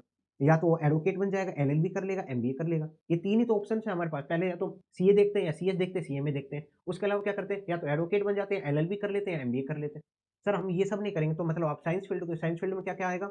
एक्चुअली इंजीनियरिंग और इंस्टीट्यूट ऑफ आर्किटेक्ट। तो कौन-कौन से रेगुलेशन 53 ए में कवर होते हैं? या तो आप सीएस हो, सीएस के साथ-साथ सीएस के अलावा क्या हो? सीएमए हो, या फिर आप एलएलबी करते हो, एडवोकेट हो, एमबी हो। अगर ये सब नहीं हो तो साइंस की कौन-कौन सी चीज़ आएगी? एक्चुअरी हो, इंस्टीट्यूट ऑफ आर्किटेक्ट हो, या इंजीनियर हो। इन केसेस में आप शेयर कमीशन ब्रोकरेज दोगे इन पर्टिकुलर मेंबर्स को, तो वहाँ पे भी कोई दिक्कत नहीं है, वहाँ पे आप गिल्टी नहीं होगी। तो ये हमारा क्लोज टू था, और इसके रिगार्डिंग सर्टेन एग्जांपल्स हैं। क्या? कोऑपरेटिव सोसाइटी में एक रेगुलेशन है कि हमें कुछ पर्टिकुलर फी, जो लाइक हमारी 1 लाख की फी है, उसका 10% या 20% जो भी होता है, वो हमें स्टेट गवर्नमेंट को डिपॉजिट कराना पड़ता है। एक सर्टेन परसेंटेज ऑफ फी हमें स्टेट गवर्नमेंट को सबमिट करानी पड़ती है फॉर एन एडमिनिस्ट्रेशन एक्सपेंसेस और अदर एक्सपेंसेस। तो इस केस में क्या हुआ? हम दे तो रहे हैं, पर्टिकुलर शेयर दे रहे हैं, वो भी किसका? प्रॉफिट का। जो हमारे प्रोफेशनल बिजनेस है उसका प्रॉफिट का शेयर दे रहे हैं, किसको? स्टेट गवर्नमेंट को। सर स्टेट गवर्नमेंट तो हमारी मेंबर ऑफ इंस्टीट्यूट भी नहीं है, तो वहाँ पे क्या गिल्टी हो जाएंगे? नहीं, हम स्टेट गवर्नमेंट को दे रहे हैं कोई रेगुलेशन कंप्लाई करने के लिए, ये एक्सेप्शन है। इस केस में आप गिल्टी नहीं होगे, ये हमारे अलाउड है पर्टिकुलर केस में। तो आपको ध्यान रखना है, कोऑपरेटिव सोसाइटी केस में अगर आप कोई परसेंटेज ऑफ प्रॉफिट या कोई एक certain percentage of audit fee deposit करते हो स्टेट गवर्नमेंट में, तो वो सब चीज़ें अलाउड है, वहाँ पे आप गिल्टी नहीं होगे। इसके साथ-साथ अगर आपने आर्टिकल्स को फी पे करी, किस बेसिस पे फी पे कर रहे हो? आर्टिकल्स को बोला आपने कि यार जो मेरी ऑडिट है उसका 10% तू रख लेना, जो भी फी आएगी उसका 10% तू रख लेना, ऑडिट को बोला हो और आपने आर्टिकल्स को बोला, तो वहाँ पे आप गिल्टी हो जाओगे। आप किसी भी कंडीशंस में आर्टिकल्स को परसेंटेज ऑफ फी नहीं दे सकते ऑडिट फी के रिगार्डिंग। वैसे तो स्टाइपेंड मिलता ही नहीं है आर्टिकल्स को, और यहाँ पे फी की परसेंटेज ऑफ ऑडिट फी की बात चल रही है। तो आपको सिर्फ ये याद रखना है कि अगर ऑडिटर को आर्टिकल असिस्टेंट को पे करता है परसेंटेज ऑफ ऑडिट फी, तो वहाँ पे भी वो गिल्टी हो जाएगा। नेक्स्ट क्लॉज़ 2 के अंदर ही पर्टिकुलर एक कॉन्सेप्ट होगा जो शेयर ऑफ प्रॉफिट और सेल ऑफ गुडविल। पर्टिकुलर कहाँ यूज़ होता है, लाइक मेरी एक फर्म है, वीजी एंड एसोसिएट। उसमें क्या होगा कि मैं एज़ ए पार्टनर हूँ, पर्टिकुलर मैं ही सोल प्रोप्राइटर हूँ या मैं पार्टनर हूँ। अगर पार्टनरशिप के केस में क्या होगा, मेरी डेथ हो गई तो मेरा शेयर है पार्टनरशिप में, वो किसको मिलेगा? लीगल रिप्रेजेंटेटिव को मिलेगा। तो वहाँ पे क्या हुआ, शेयर ऑफ प्रॉफिट हुआ। या मैं सोल प्रोप्राइटर हूँ, मेरी डेथ होने के बाद क्या होगा, जो मेरी वीजी एंड एसोसिएट है, उसको सोल्ड करेंगे, तो उसके रिगार्डिंग क्या होगा, सेल ऑफ गुडविल होगा। जो मेरा जो वीजी एसोसिएट नेम है, वो कोई और यूज़ करे, उसके रिगार्डिंग मैं गुडविल को सोल्ड कर रहा हूँ, तो वहाँ पे सेल ऑफ गुडविल होगा। तो उस केसेस में क्या-क्या कंडीशंस होगी, उसकी डिस्कस करते हैं। या तो पार्टनरशिप फर्म में, तो अगर मेरी डेथ के बाद पार्टनरशिप फर्म में क्या होगा, जो लीगल रिप्रेजेंटेटिव होगा मेरा, उसको पर्टिकुलर शेयर मिलना चालू हो जाएगा। जो पर्टिकुलर मुझे मिलता था, वो मेरे लीगल रिप्रेजेंटेटिव को मिल जाएगा। अगर डीड ऐसा बोलती है तो, उसी केस में मिलेगा। नेक्स्ट होता है सोल प्रोप्राइटरशिप। अगर सोल प्रोप्राइटरशिप का केस है, तो गुडविल ओनली किसको ट्रांसफर हो सकती है? चार्टर्ड अकाउंटेंट इन प्रैक्टिस को। लाइक जो मेरी वीजी एसोसिएट का जो नेम है, वो किसी चार्टर्ड अकाउंटेंट इन प्रैक्टिस को ही ट्रांसफर हो सकता है, किसी और बंदे को ट्रांसफर नहीं हो सकता। सामने वाला प्रैक्टिस में होना चाहिए, वो भी चार्टर्ड अकाउंटेंट के साथ-साथ। और उसके साथ-साथ कौन-कौन सी कंडीशन होगी? जो भी सेल होगी, वो विदिन 1 ईयर कंप्लीट हो जानी चाहिए। लाइक मेरी डेथ आज हुई, तो मैं आज से लेकर 1 ईयर के बाद, 1 ईयर तक, उसके बीच में मेरी सेल कंप्लीट हो जानी चाहिए, अदरवाइज़ वो नेम यूज़ नहीं कर सकता। गुडविल ट्रांसफर नहीं हो सकती उसके बाद। अगर आप सेल कर रहे हो, उसके साथ-साथ आपको काउंसिल की परमिशन भी रिक्वायर्ड है। लाइक आपका वीजी एसोसिएट नेम अब कोई और यूज़ करेगा, काउंसिल को तो बताना पड़ेगा ना, वो अपने वहाँ पे नोट करके रखें, वीजी एसोसिएट नाम कौन यूज़ कर रहा है। तो वहाँ पे हमें काउंसिल को भी बताना पड़ेगा, काउंसिल की परमिशन लेनी पड़ेगी, जब भी हम सेल करेंगे within 1 year of the death. और अगर सर ऐसा हो कि लीगल रिप्रेजेंटेटिव के बीच में डिस्प्यूट हो रहा हो, कि मेरे 2 बच्चे हैं, दोनों आपस में डिस्प्यूट कर रहे हैं, कि मुझे 50% चाहिए, मुझे 70% चाहिए, तो उस केस में क्या होगा कि वहाँ पे जो भी डिस्प्यूट होगा, आप आईसीआई को इन्फॉर्म कर दो विदिन 1 ईयर। जब भी मेरी डेथ हुई है, उसके 1 ईयर के अंदर-अंदर आप आईसीआई को इन्फॉर्म कर दो कि हमारे यहाँ पे डिस्प्यूट है। तो आईसीआई क्या करेगा, उस नेम को प्रिज़र्व कर लेगा। कब तक प्रिज़र्व करेगा? जब तक डिस्प्यूट का सेटलमेंट होगा, उसके 1 ईयर तक का प्रिज़र्व करेगा। लाइक डिस्प्यूट का सेटलमेंट आफ्टर 5 ईयर हुआ, तो 5 ईयर के साथ-साथ 1 ईयर के लिए और प्रिज़र्व करेगा कि उस पर्टिकुलर 1 ईयर में आप सोल्ड कर सको। वीजी एसोसिएट का जो नेम है, गुडविल है, वो आप सोल्ड कर सको। एंड इसके साथ-साथ क्या है, गुडविल का पेमेंट जो आप करोगे, गुडविल बेचोगे, उसका पेमेंट आप इंस्टॉलमेंट में ले सकते हो। जो भी एग्रीमेंट कहेगा, उसके बेसिस पे आप इंस्टॉलमेंट में भी ले सकते हो। बट आपको एक पॉइंट ध्यान रखना है कि जो मेरा लीगल रिप्रेजेंटेटिव है, उसने क्या सीएआईपी के साथ ऐसा कोई एग्रीमेंट नहीं करना चाहिए कि जो मेरी पर्टिकुलर ऑडिट फी थी, लाइक उसको ऑडिट फी मिल रही है 10 लाख की, उसमें से 10% लीगल रिप्रेजेंटेटिव को मिलेगा। ऐसी कोई शेयरिंग ऑफ फी नहीं होनी चाहिए। अगर आप गुडविल बेच रहे हो, तो वहाँ पे आप पर्टिकुलर बेचोगे ही, आप ऐसा वहाँ पे एग्रीमेंट नहीं कर सकते कि परसेंटेज ऑफ ऑडिट फी मिलेगी आपको। तो no sharing of fee between legal representative और परचेज़र ऑफ गुडविल। जो भी आपकी जो भी आपका नेम परचेज़ करेगा, लाइक वीडियो एसोसिएट परचेज़ करा किसी चार्टर्ड अकाउंटेंट इन प्रैक्टिस में, तो वो लीगल रिप्रेजेंटेटिव को क्या देगा? गुडविल के पैसे देगा। वो चाहे इंस्टॉलमेंट में दे, चाहे कैसे दे, वो कैसे भी दे सकता है। बट वो उसमें अपना ऐसा ये नहीं बोल सकता कि मेरी ऑडिट फी का 10% आप रख लेना। शेयरिंग ऑफ ऑडिट फी नहीं हो सकती वहाँ पे, शेयरिंग ऑफ कैसी भी फी नहीं हो सकती वहाँ पे उस केस में। तो ये शेयर ऑफ प्रॉफिट से रिलेटेड था, या सेल ऑफ गुडविल से रिलेटेड पॉइंट था। Next we are moving to the clause 3। Clause 3 क्या कहता है? अगर आपने एक्सेप्ट करा। क्लोज 2 में क्या करा? अगर आपने पे करा। क्लोज 2 कहता है अगर आपने पे करा शेयर कमीशन ब्रोकरेज, तो वहाँ पे गिल्टी हो जाओगे। क्लोज 3 क्या बोलता है? अगर आपने एक्सेप्ट करा या आपने एग्री भी कर लिया एक्सेप्ट करने के लिए, क्या? Part of profit. कौन सा part of profit? Professional work का पार्ट ऑफ प्रॉफिट। किसी भी पर्सन से आपने एक्सेप्ट करने के लिए रेडी हो गए, तो वहाँ पे आप गिल्टी हो जाओगे। Other than member of institute, it means क्या? अगर आप कोई सीए से पार्ट ऑफ प्रॉफिट एक्सेप्ट करते हो, वो चल जाएगा, वहाँ कोई दिक्कत नहीं आती। तो क्लोज 3 में कब गिल्टी होगी? जब आपने एक्सेप्ट करा, एक्सेप्ट हो गया, एग्री भी करा एक्सेप्ट करने के लिए। क्या एक्सेप्ट करा? कि आपने पार्ट ऑफ प्रॉफिट एक्सेप्ट करा। कौन सा part of profit? Professional work का। Other than from the member of institute, अगर कोई मेंबर ऑफ इंस्टीट्यूट नहीं है, कोई इंस्टीट्यूट का मेंबर नहीं है, उसके अलावा किसी और पर्सन से आपने एक्सेप्ट करने की कोशिश करी, तो वहाँ पे आप गिल्टी हो जाओगे। तो सर हम क्या मेंबर से एक्सेप्ट कर सकते हैं? हाँ, वहाँ से एक्सेप्ट कर लो, कोई भी दिक्कत नहीं होगी।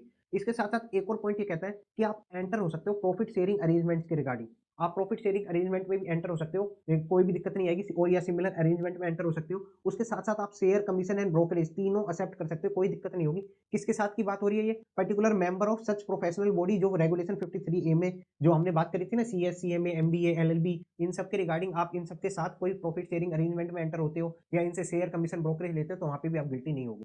तो क्या-क्या पॉइंट था क्लोज 3 के रिगार्डिंग? अगर आप एक्सेप्ट करते हो या आई एग्री टू एक्सेप्ट करते हो, क्या? Part of profit from of a professional work, professional work का पार्ट ऑफ प्रॉफिट एक्सेप्ट करते हो from a person other than the member of institute, तो वहाँ पे आप गिल्टी हो जाओगे।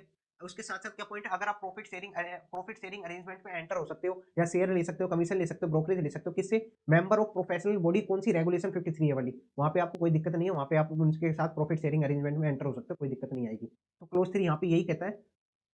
तो यहाँ पे क्लोज 3 हो जाता है। उसके सर्टेन पॉइंट्स है कि it is not prohibited a member on practicing to charge a referral fee. मैंने क्या बोला था कि अगर आप चार्टर्ड अकाउंटेंट इन प्रैक्टिस या चार्टर्ड अकाउंटेंट से कोई पर्टिकुलर आप पार्ट ऑफ फी लेते हो, तो वहाँ पे तो कोई दिक्कत ही नहीं है, क्योंकि other than member of institute की बात हो रही है। और यहाँ पे क्या बात, यहाँ पे पर्टिकुलर क्या पॉइंट है, यहाँ पे यहाँ पे किस पॉइंट का डिस्कशन हो रहा है कि अगर आपने एक सीए हो, अगर आपने चार्टर्ड अकाउंटेंट इन प्रैक्टिस से रेफरल फी ली कि आपने उसको पर्टिकुलर एक क्लाइंट को रेफर करा है, तो आपने उससे रेफरल फी ली, तो वहाँ पे आप गिल्टी नहीं होगे, वहाँ पे कोई दिक्कत नहीं होगी, वहाँ पे आप रेफर कर सकते हैं।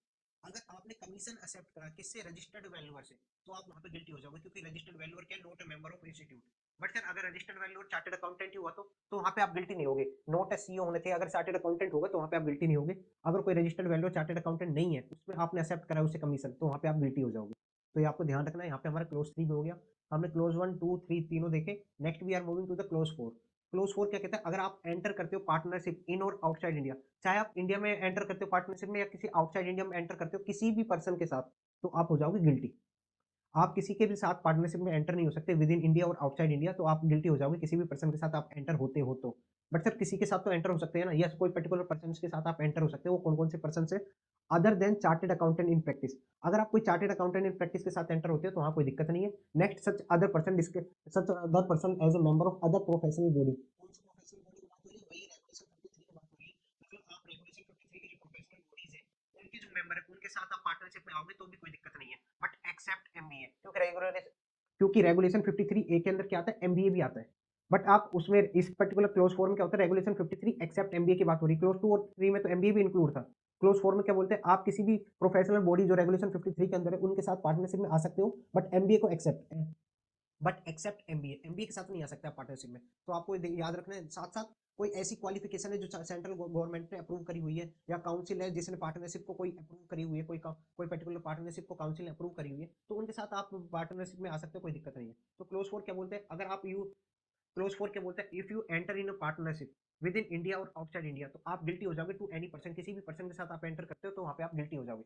अदर देन कौन कौन से, चार्टेड अकाउंटेंट इन प्रैक्टिस, तो आप गिल्टी नहीं होगे। या फिर आप किसी मेंबर के साथ होते हो प्रोफेशनल बॉडी, कौन सी प्रोफेशनल बॉडी, रेगुलेशन 53 ए वाली, एक्सेप्ट एमबीए, तो वहां पे गिल्टी नहीं होगे। या कोई ऐसी पर्टिकुलर क्वालिफिकेशन है जो सेंट्रल गवर्नमेंट ने अप्रूव करी हुई है, तो वहां पे गिल्टी नहीं होगे। या काउंसिल ने कोई पर्टिकुलर पार्टनरशिप को अप्रूव करा हुआ है, तो वहां पे आप गिल्टी नहीं होगे। तो क्लोज 4 का यही पॉइंट है। इसके क्लोज 4 का एक एग्जांपल हो रहा है, अगर एक सीए एंगेज होता है किसमें, टू बिजनेस फर्म में एज ए पार्टनर एंगेज होता है, एमडी है दो कंपनीज में और होल्ड करता है COP without permission of IC. आप तो एक तो सीओपी होल्ड कर रहे हो, उसके साथ साथ एमडी भी हो, एमडी आप नहीं बन सकते किसी भी कंपनीज का जब आप चार्टर्ड अकाउंटेंट इन प्रैक्टिस में हो, वो हम आगे डिस्कस करेंगे। और साथ साथ आप दो बिजनेस फर्म में हो, तो आप क्या होगे, गिल्टी हो गए, आपने आईसीआई को इन्फॉर्म भी नहीं करा, तो उस केस में गिल्टी कहाँ पे होगी, क्लोज फॉर्म में होगे। और क्लोज 11 में, क्लोज 11 में क्यों, क्योंकि आप एमडी नहीं बन सकते आईसीआई को बिना इन्फॉर्म करें, तो वहां पे क्या हो गया, गिल्टी हो जाओगे क्लोज 4 एंड क्लोज 11 में।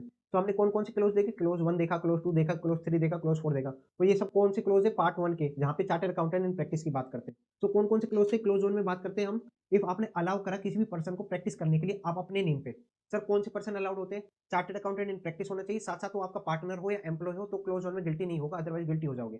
तो हमारा क्लोज टू क्या कहता है, अगर आपने पे करा या एग्री टू पे करा directly indirectly any share commission brokerage in a fee और profit of professional business for purpose of rendering services in और outside India, professional services in और आउटसाइड इंडिया, तो आप गिल्टी हो जाओगे। कौन कौन से केस में गिल्टी नहीं होगे, other than a person of member of institute होगा तो गिल्टी नहीं होगे, रिटायर्ड पार्टनर होगा तो गिल्टी नहीं होगे, पार्टनर होगा तो गिल्टी नहीं होगे, legal representative of disease partner होगा तो गिल्टी नहीं होगे, या कोई मेंबर है प्रोफेशनल बॉडी का, कौन सी प्रोफेशनल बॉडी, रेगुलेशन 53 ए की बात हो रही है, वहां पे आप गिल्टी नहीं होगे। तो इन केसेस में आप गिल्टी नहीं होगे, अदरवाइज क्लोज टू में गिल्टी हो जाओगे। फिर आता है क्लोज 3। क्लोज 3 क्या बोलता है, अगर आपने एक्सेप्ट क्या करा, पार्ट ऑफ फी या पार्ट ऑफ प्रॉफिट एक्सेप्ट करा, कौन सा, प्रोफेशनल वर्क का, किससे, other than the member of institute से। अगर किसी other than member of institute से आपने पार्ट ऑफ फी एक्सेप्ट करा, पार्ट ऑफ प्रॉफिट एक्सेप्ट करा, तो वहां पे आप गिल्टी हो जाओगे। बट अगर आप सीए से एक्सेप्ट कर सकते हो, यस आप सीए से एक्सेप्ट कर सकते हो, एक चार्टेड अकाउंटेंट इन प्रैक्टिस से आप रेफरल फी भी ले सकते हो, वहां पे कोई दिक्कत नहीं है। इसके साथ साथ एक और पॉइंट है इसके अंदर कि अगर आप प्रॉफिट शेयरिंग अरेंजमेंट में एंटर कर रहे हो तो भी कोई दिक्कत नहीं है, प्रॉफिट शेयरिंग अरेंजमेंट के साथ साथ आप शेयर कमीशन एंड ब्रोकरेज में इंक्लूड हो तो कोई दिक्कत नहीं है। किसके साथ, अब member of a professional body, कौन सी प्रोफेशनल बॉडी, रेगुलेशन 53 ए की बात हो रही है। तो यहाँ पे आप 1 2 3 में कहीं पे भी, तो यहाँ पे आप गिल्टी नहीं होगे अगर आप प्रॉफिट शेयरिंग अरेंजमेंट में एंटर हो जाते हो, तो यहाँ पे होगी क्लोज 3 के बाद। सो क्लोज 4 पे आते हैं। क्लोज 4 क्या कहता है कि अगर आप एंटर करते हो किसी के साथ भी पार्टनरशिप में, आप एंटर करते हो इन और outside India to any person, तो आप वहां पे गिल्टी हो जाओगे। तो किस किस केस में आप गिल्टी नहीं होगे, किसके साथ आप एंटर कर सकते हो पार्टनरशिप में, या तो चार्टर्ड अकाउंटेंट इन प्रैक्टिस है तो आप गिल्टी नहीं हो, आप एंटर कर सकते हो उसके साथ पार्टनरशिप में, या फिर कोई मेंबर है कोई अदर प्रोफेशनल बॉडी का, अदर प्रोफेशनल बॉडी कौन सी, रेगुलेशन 53 ए एक्सेप्ट एमबीए, एमबीए के साथ आप पार्टनरशिप में नहीं आ सकते, उसके अलावा कोई और मेंबर के साथ पार्टनरशिप में आ सकते हो। उसके साथ साथ उसके अलावा सेंट्रल गवर्नमेंट ने कोई पर्टिकुलर क्वालिफिकेशन को रिकॉग्नाइज करा हुआ है उसके साथ एंटर कर सकते हो, या कोई काउंसिल ने कोई पर्टिकुलर पार्टनरशिप को अप्रूव करा हुआ है तो आप उसके साथ एंटर कर सकते हो। तो यहाँ हमने क्लोज 1 2 3 4 देखा। Next we are moving to the clause five. Clause five में क्या है, पर्टिकुलर ये क्लोज का कोई भी रिलेवेंस नहीं है, क्योंकि इसमें क्या बोलते हैं, आप अगर आपने सिक्योर करा professional work by wrongful means, wrongful means क्या है वो इसमें एक्सप्लेन नहीं करा, तो आप क्लोज फाइव में आप जो पॉइंट पढ़ोगे ना आप, तो आपको पता लगेगा जो आप क्लोज सिक्स और क्लोज सेवन में पढ़ते हो वही क्लोज फाइव है। तो क्लोज फाइव का कोई रिलेवेंस नहीं रहा और ना ही इससे क्वेश्चन आते हैं, तो क्लोज फाइव को इग्नोर करते हैं। Next we are moving to the clause six. आप इसको एक बार जस्ट रीड कर लेना, रीड करना हो तो, बाकी इसका कोई रिलेवेंस नहीं है। नाउ क्लोज सिक्स हमारा काफी इंपॉर्टेंट पार्ट भी है हमारे इसमें, और ये काफी लेंदी भी है, क्लोज सेवन भी लेंदी है, और इसको हम थोड़ा टेक्निकल वे में भी चलते हैं क्योंकि इसके अंदर से क्वेश्चन आने के ज्यादा चांसेस हैं। तो क्लोज सिक्स में चार्टेड अकाउंटेंट इन प्रैक्टिस कब गिल्टी होगा, अगर उसने क्या करा, सोलिसिट करा क्लाइंट को या प्रोफेशनल वर्क को through circular, advertisement, personal communication या किसी और मीन के थ्रू उसने सीख करने की कोशिश करी प्रोफेशनल वर्क को, या सोलिसिट कर रहा है क्लाइंट को, तो वहां पे वो गिल्टी हो जाएगा। बट सर हम कैसे भी हम प्रोफेशनल वर्क को गेन नहीं कर सकते, वहां पे पर्टिकुलर कुछ कुछ सिनेरियोज बताए आईसीआई ने, कहाँ कहाँ पे आप अपने किसी से रिक्वेस्ट कर सकते हो अपने प्रोफेशनल वर्क के रिगार्डिंग। तो वहाँ पे बोला है कि अगर आप एक सीए हो और आप जो दूसरे चार्टर्ड अकाउंटेंट से आप रिक्वेस्ट कर सकते हो, सिक्योर कर सकते हो प्रोफेशनल वर्क, वहाँ पे कहीं पे भी आप गिल्टी नहीं होगे, वहाँ पे कुछ भी प्रोफेशनल मिस्टेक नहीं होगा। जब भी एक सीए दूसरे चार्टर्ड अकाउंटेंट से क्या करेगा, वर्क को सिक्योर करेगा, वहाँ पे कोई भी मिस्टेक नहीं होगा प्रोसेस के अंदर। इसमें सेकंड पॉइंट और बोला है आईसीआई ने कि अगर आप एज ए मेंबर रेस्पॉन्ड करे हो किसका, टेंडर्स का, इंक्वायरी करो रिगार्डिंग प्रोफेशनल वर्क, तो वहाँ पे भी आप गिल्टी नहीं होगे। बट उसके रिगार्डिंग उन्होंने सर्टेन पॉइंट्स बोले हैं कि आपको ये उन पॉइंट्स की कंडीशन को फुलफिल करना होगा, तभी आप रेस्पॉन्ड कर सकते हो टेंडर्स को। अगर जब भी आप रेस्पॉन्ड करना चाहते हो टेंडर्स का, तो उसमें पहले आप टेंडर्स के अंदर क्या देखोगे, यार वो टेंडर पर्टिकुलरली सीए के लिए है या नॉन सीए भी अप्लाई कर सकता है। अगर एक्सक्लूसिवली फॉर सीए है, देन आपको देखना पड़ेगा उसके अंदर मिनिमम फी प्रिस्क्राइब है या नहीं है। अगर मिनिमम फी प्रिस्क्राइब नहीं है तो आप एक्सेप्ट नहीं कर सकते, उस टेंडर को रेस्पॉन्ड नहीं कर सकते। अगर मिनिमम फी प्रिस्क्राइब है जो कि एक्सक्लूसिव फॉर सीए है, देन आप वहां पे रेस्पॉन्ड कर सकते हो टेंडर को। बट सर अगर एक्सक्लूसिव फॉर सीए नहीं है, मतलब कोई सीए भी अप्लाई कर सकता है या नॉन सीए भी अप्लाई कर सकता है, उस केस में आप अप्लाई कर सकते हो, उस केस में आप रेस्पॉन्ड कर सकते हो, उस केस में कुछ भी दिक्कत नहीं है। तो हमने क्या पॉइंट देखा कि एक सोलिसिट नहीं कर सकते आप क्लाइंट को या प्रोफेशनल वर्क को थ्रू एडवर्टीजमेंट या थ्रू आप थ्रू एडवर्टीजमेंट या थ्रू सर्कुलर या पर्सनल इंटरव्यू, कैसे भी मीन के थ्रू आप सोलिसिट नहीं कर सकते क्लाइंट को। बट आप अगर एक सीए दूसरे सीए से वर्क को सिक्योर करता है, रिक्वेस्ट करके प्रोफेशनल वर्क लेता है, वहां पे कुछ भी गिल्टी नहीं होगी, आप रिस्पॉन्ड कर सकते हो टेंडर्स का। बट आपको कंडीशन देखनी पड़ेगी, अगर एक्सक्लूसिव फॉर सी है तो मिनिमम फी होनी जरूरी है, अगर नॉन एक्सक्लूसिव है मतलब कोई सीए भी अप्लाई कर सकता है या कोई नॉन सीए भी अप्लाई कर सकता है, उस केस में आप भी अप्लाई कर सकते हो, वहां पे कोई दिक्कत नहीं है। उसके साथ साथ टेंडर का एक और पॉइंट है, अगर टेंडर में ऐसा लिखा है कि आपको certain amount of security deposit करना ही होगा, टेंडर में ये बोला है कि allow to pay security deposit as a part of tender. अगर सिक्योरिटी डिपॉजिट टेंडर का पार्ट है, तो वहां पे आप पे कर रहे हो सिक्योरिटी डिपॉजिट, तो वो भी अलाउड है, वहां पे भी आप गिल्टी नहीं होगे, आप अपना part of payment security deposit में दे सकते हो, वहां पे भी कोई दिक्कत नहीं आएगी। तो सिक्योरिटी डिपॉजिट टेंडर से रिलेटेड हो गया। देन आईसीआई ने क्या करा, सर्टेन पॉइंट्स और सर्टेन सिनेरियोस इंट्रोड्यूस करे क्लोज सिक्स के अंदर ही, जहाँ पे चार्टर्ड अकाउंटेंट इन प्रैक्टिस कुछ कुछ एडवर्टीजमेंट कर सकता है और कहाँ पे एडवर्टीजमेंट नहीं कर सकता, और वो कहाँ पे गिल्टी हो सकता है। उसके रिगार्डिंग सर्टेन पॉइंट्स है, हम उसको फटाफट डिस्कस करते हैं कि अगर आपने एडवर्टाइजमेंट करा कोचिंग और टीचिंग एक्टिविटीज के थ्रू किसका, अपनी फर्म का, तो वहाँ पे आप गिल्टी हो जाओगे, वो परमिटेड नहीं है, आप अपनी फर्म को एसोसिएट नहीं कर सकते किसी भी टीचिंग एडवर्टीजमेंट से या पर्टिकुलर कोचिंग एडवर्टीजमेंट से, तो वहाँ पे आप गिल्टी हो जाओगे। साथ साथ जो भी आप बोर्ड लगाओगे, साइन बोर्ड लगाओगे, यूज करोगे, वो एज पर काउंसिल गाइडलाइन होनी चाहिए, अदरवाइज आप वहाँ पे गिल्टी हो जाओगे।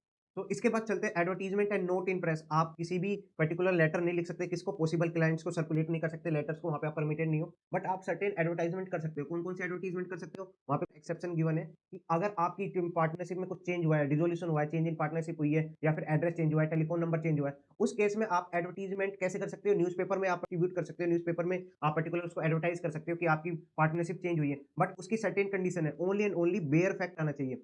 सर ये बेयर फैक्ट क्या होता है, बेयर फैक्ट मींस कि आपको चेंज इन पार्टनरशिप का बता रहे हो, तो वहाँ पे आपको न्यूज़पेपर के अंदर सिर्फ चेंज इन पार्टनरशिप का लिखना पड़ेगा। आपको ऐसा नहीं लिखना पड़ेगा आपके पास इतना एक्सपीरियंस है, आपके और आपकी फर्म में इतने पार्टनर्स है, ऐसी चीजें नहीं आएगी, उसमें only and only bare fact आएगा। उसके साथ साथ आप उसी एरिया में डिस्ट्रीब्यूट करोगे।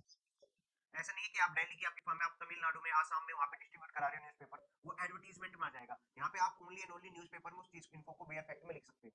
उसके साथ साथ आप परमिटेड हो आईसीआई के जो जर्नल्स होते हैं, न्यूज लेटर्स होते हैं, उसके अंदर आप क्लासिफाइड ऐड दे सकते हो, जहाँ पे regarding sharing of professional work, वहाँ पे भी कोई दिक्कत नहीं आएगी। उसके साथ साथ आईसीआई ने एक और चीज बोली है कि आप अगर एडवर्टीजमेंट कर रहे हो अपने रिक्रूटमेंट के लिए, मतलब अपने ऑफिस के स्टाफ के रिक्रूटमेंट के लिए, तो वहाँ पे भी कोई दिक्कत नहीं है, वो भी आप एडवर्टीजमेंट कर सकते हो। बट आपको एक बात का ध्यान रखना होगा कि वेल नोन फर्म यूज नहीं करना, उस एडवर्टाइजमेंट कर रहे हो, न्यूज़पेपर में एडवर्टाइजमेंट कर रहे हो, तो वहाँ पे कुछ ऐसा वर्ड यूज नहीं करना होगा वेल नोन फर्म जैसा, जो आपको ज्यादा एडवर्टाइज करे, आप उससे सोलिसिट कर रहे हो क्लाइंट, ऐसी चीजें नहीं होनी चाहिए। अगर आप खुद के क्लाइंट अगर आप खुद के स्टाफ को रिक्रूट ना करके क्लाइंट के स्टाफ को रिक्रूट करना चाहते हो एडवर्टाइजमेंट के थ्रू, वो भी कर सकते हो, कोई दिक्कत नहीं है। और अगर आप एक्ट कर रहे हो एज ए ट्रस्टी, लिक्विडेटर, तो उस केस में आप सेल ऑफ प्रॉपर्टी का भी एडवर्टाइजमेंट दोगे तो वो भी चल जाएगा। तो कौन कौन से एडवर्टाइजमेंट चल जाएंगे हमारे, अगर आपकी चेंज इन पार्टनरशिप है, चेंज इन डिसोल्यूशन हुआ है, या एड्रेस चेंज हुआ है, टेलीफोन नंबर चेंज हुआ है, तो आप बेयर फैक्ट लिख सकते हो न्यूज़पेपर में और एरिया ऑफ डिस्ट्रीब्यूशन भी आपको प्रॉपर वही रखना है जहाँ पे आपकी ऑर्गेनाइजेशन है। उसके साथ-साथ आईसीआई के जो जर्नल्स होते हैं, जो न्यूज़ लेटर्स होते हैं, उसमें आप क्लासिफाइड एज़ ऐड दे सकते हो, वहाँ पे कोई दिक्कत नहीं है। अपने स्टाफ के रिगार्डिंग, अपने ऑफिस के स्टाफ के रिगार्डिंग आप एडवर्टाइज़मेंट कर सकते हो, but well known form use नहीं करना। या आप अपने क्लाइंट के स्टाफ के रिगार्डिंग एडवर्टाइज़मेंट कर सकते हो, वहाँ पे भी कोई दिक्कत नहीं है। और अब अगर आप एक्ट कर रहे हो, कैसे क्या? ट्रस्टी, लिक्विडेटर और इन सब में एक्ट कर रहे हो, तो उसमें आप सेल ऑफ लैंड का भी एडवर्टाइज़मेंट दोगे, तो वो सब चल जाएगा। तो ये आपको ध्यान रखना है कौन-कौन से केस में आप गिल्टी नहीं होगे, वो सर्टेन पॉइंट्स थे। अब move to the next point. अगर आप एडवर्टाइज़मेंट करते हो सिल्वर, गोल्डन, प्लैटिनम सेलिब्रेशंस के रिगार्डिंग, तो वो परमिटेड नहीं है। आप अपनी सिल्वर जुबली, गोल्डन जुबली ये सब चीज़ नहीं बना सकते अपनी ऑर्गेनाइजेशन के रिगार्डिंग। बट आईसीए ने बोला यार चलो ये अचीवमेंट है, आपने 25 ईयर अचीव करे, 50 ईयर अचीव करे अपनी ऑर्गेनाइजेशन को। तो अचीवमेंट्स है, आप उसको क्या करो न्यूज़ लेटर्स में, न्यूज़ पेपर्स में आप पब्लिश कर सकते हो। बस इससे ज़्यादा आप कुछ नहीं कर सकते। आप एडवर्टाइज़मेंट नहीं कर सकते पर्टिकुलर सिल्वर सेलिब्रेशन का या गोल्डन सेलिब्रेशन का, वो अलाउड नहीं है। इसके बाद क्या करा आईसीआई ने कि इशू ऑफ ग्रीटिंग कार्ड्स और इन्विटेशंस। अगर आप कोई ग्रीटिंग कार्ड्स इशू कर रहे हो, वहाँ पे इन्विटेशंस इशू कर रहे हो, वो भी अलाउड नहीं है जहाँ पे आपने CA as a designation use करा है। वो चीज़ें अलाउड नहीं है। बट आईसीआई ने क्या बोला कि अगर यार कोई मैरिज कर रहा है, कोई सेरेमनी में जा रहा है, तो वहाँ पे तो यार सीए तो लिखना ज़रूरी है ना। एक इन बंदे ने इतनी सब चीज़ मेहनत करके सीए बना है, वो अपनी मैरिज शादी के कार्ड में भी सीए नहीं लिख सकता।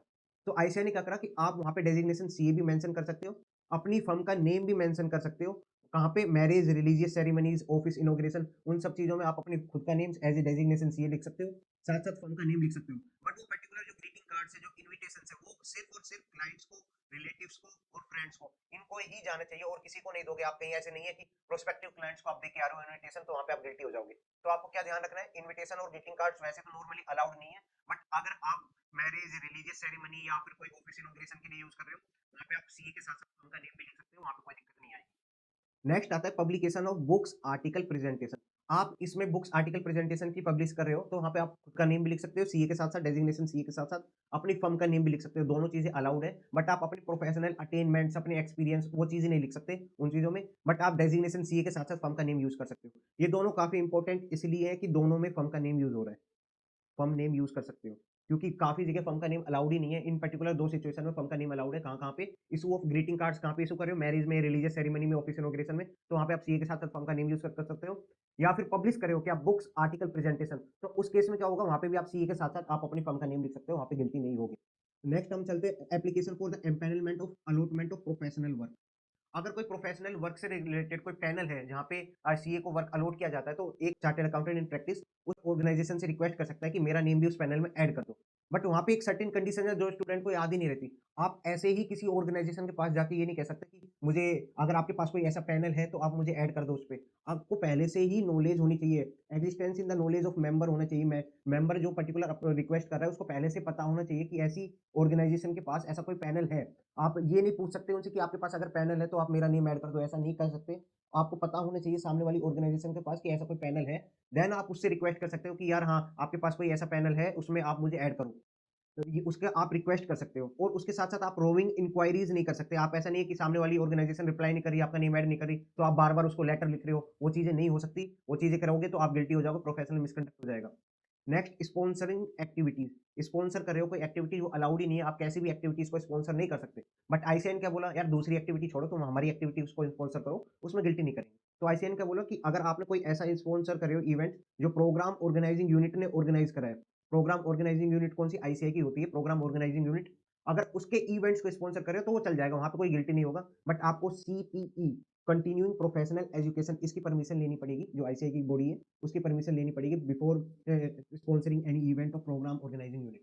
तो ये पर्टिकुलर पॉइंट है। और इसके साथ साथ एक और पॉइंट है कि अगर आप स्पॉन्सर कर रहे हो सीएसआर एक्टिविटीज, तो वहाँ पे आप अपना नेम के साथ साथ सीए भी मेंशन कर सकते हो। बट इसमें आपको ध्यान रखना है फर्म का नेम इंक्लूड नहीं होना चाहिए, ना ही लोगो इंक्लूड होना चाहिए। सीए लोगो और फर्म का नेम दोनों इंक्लूड नहीं होना चाहिए जब भी आप सीएसआर एक्टिविटीज को स्पॉन्सर कर रहे हो। ये बात हो गई स्पॉन्सर एक्टिविटीज से रिलेटेड। देन हम आते हैं sharing firm profile with prospective client. अगर आप अपनी फर्म की प्रोफाइल प्रोस्पेक्टिव क्लाइंट, होने वाली क्लाइंट के साथ शेयर करते हो, तो वहाँ पे आप गिल्टी हो जाओगे, वो परमिटेड नहीं है। बट अगर सामने वाले होने वाली क्लाइंट ने पहले बोला कि आप अपनी फर्म की प्रोफाइल भेजिए, देन आप भेज सकते हो, वहाँ पे कोई दिक्कत नहीं आएगी। अगर स्पेसिफिक क्वेरी है सामने वाली क्लाइंट की कि आप अपनी फर्म की प्रोफाइल दो, तो उस केस में आप दे सकते हो, वहाँ पे गिल्टी नहीं होगी। बट अब आपने आगे से किसी प्रोस्पेक्टिव क्लाइंट को अपनी फर्म की प्रोफाइल दी, तो वहाँ पे आप गिल्टी हो जाओगे। ये आपको ध्यान रखना है। इसके बाद एक एक पॉइंट ये भी हो सकता है कि लाइक एक आशीष है और एक रानी है। आशीष और रानी दोनों चार्टर्ड अकाउंटेंट इन प्रैक्टिस में है। आशीष ने एक क्लाइंट को इंट्रोड्यूस कराया है रानी से कि रानी आप पर्टिकुलर आप इस क्लाइंट का वर्क कर दो, जो आशीष ने इंट्रोड्यूस कराया था।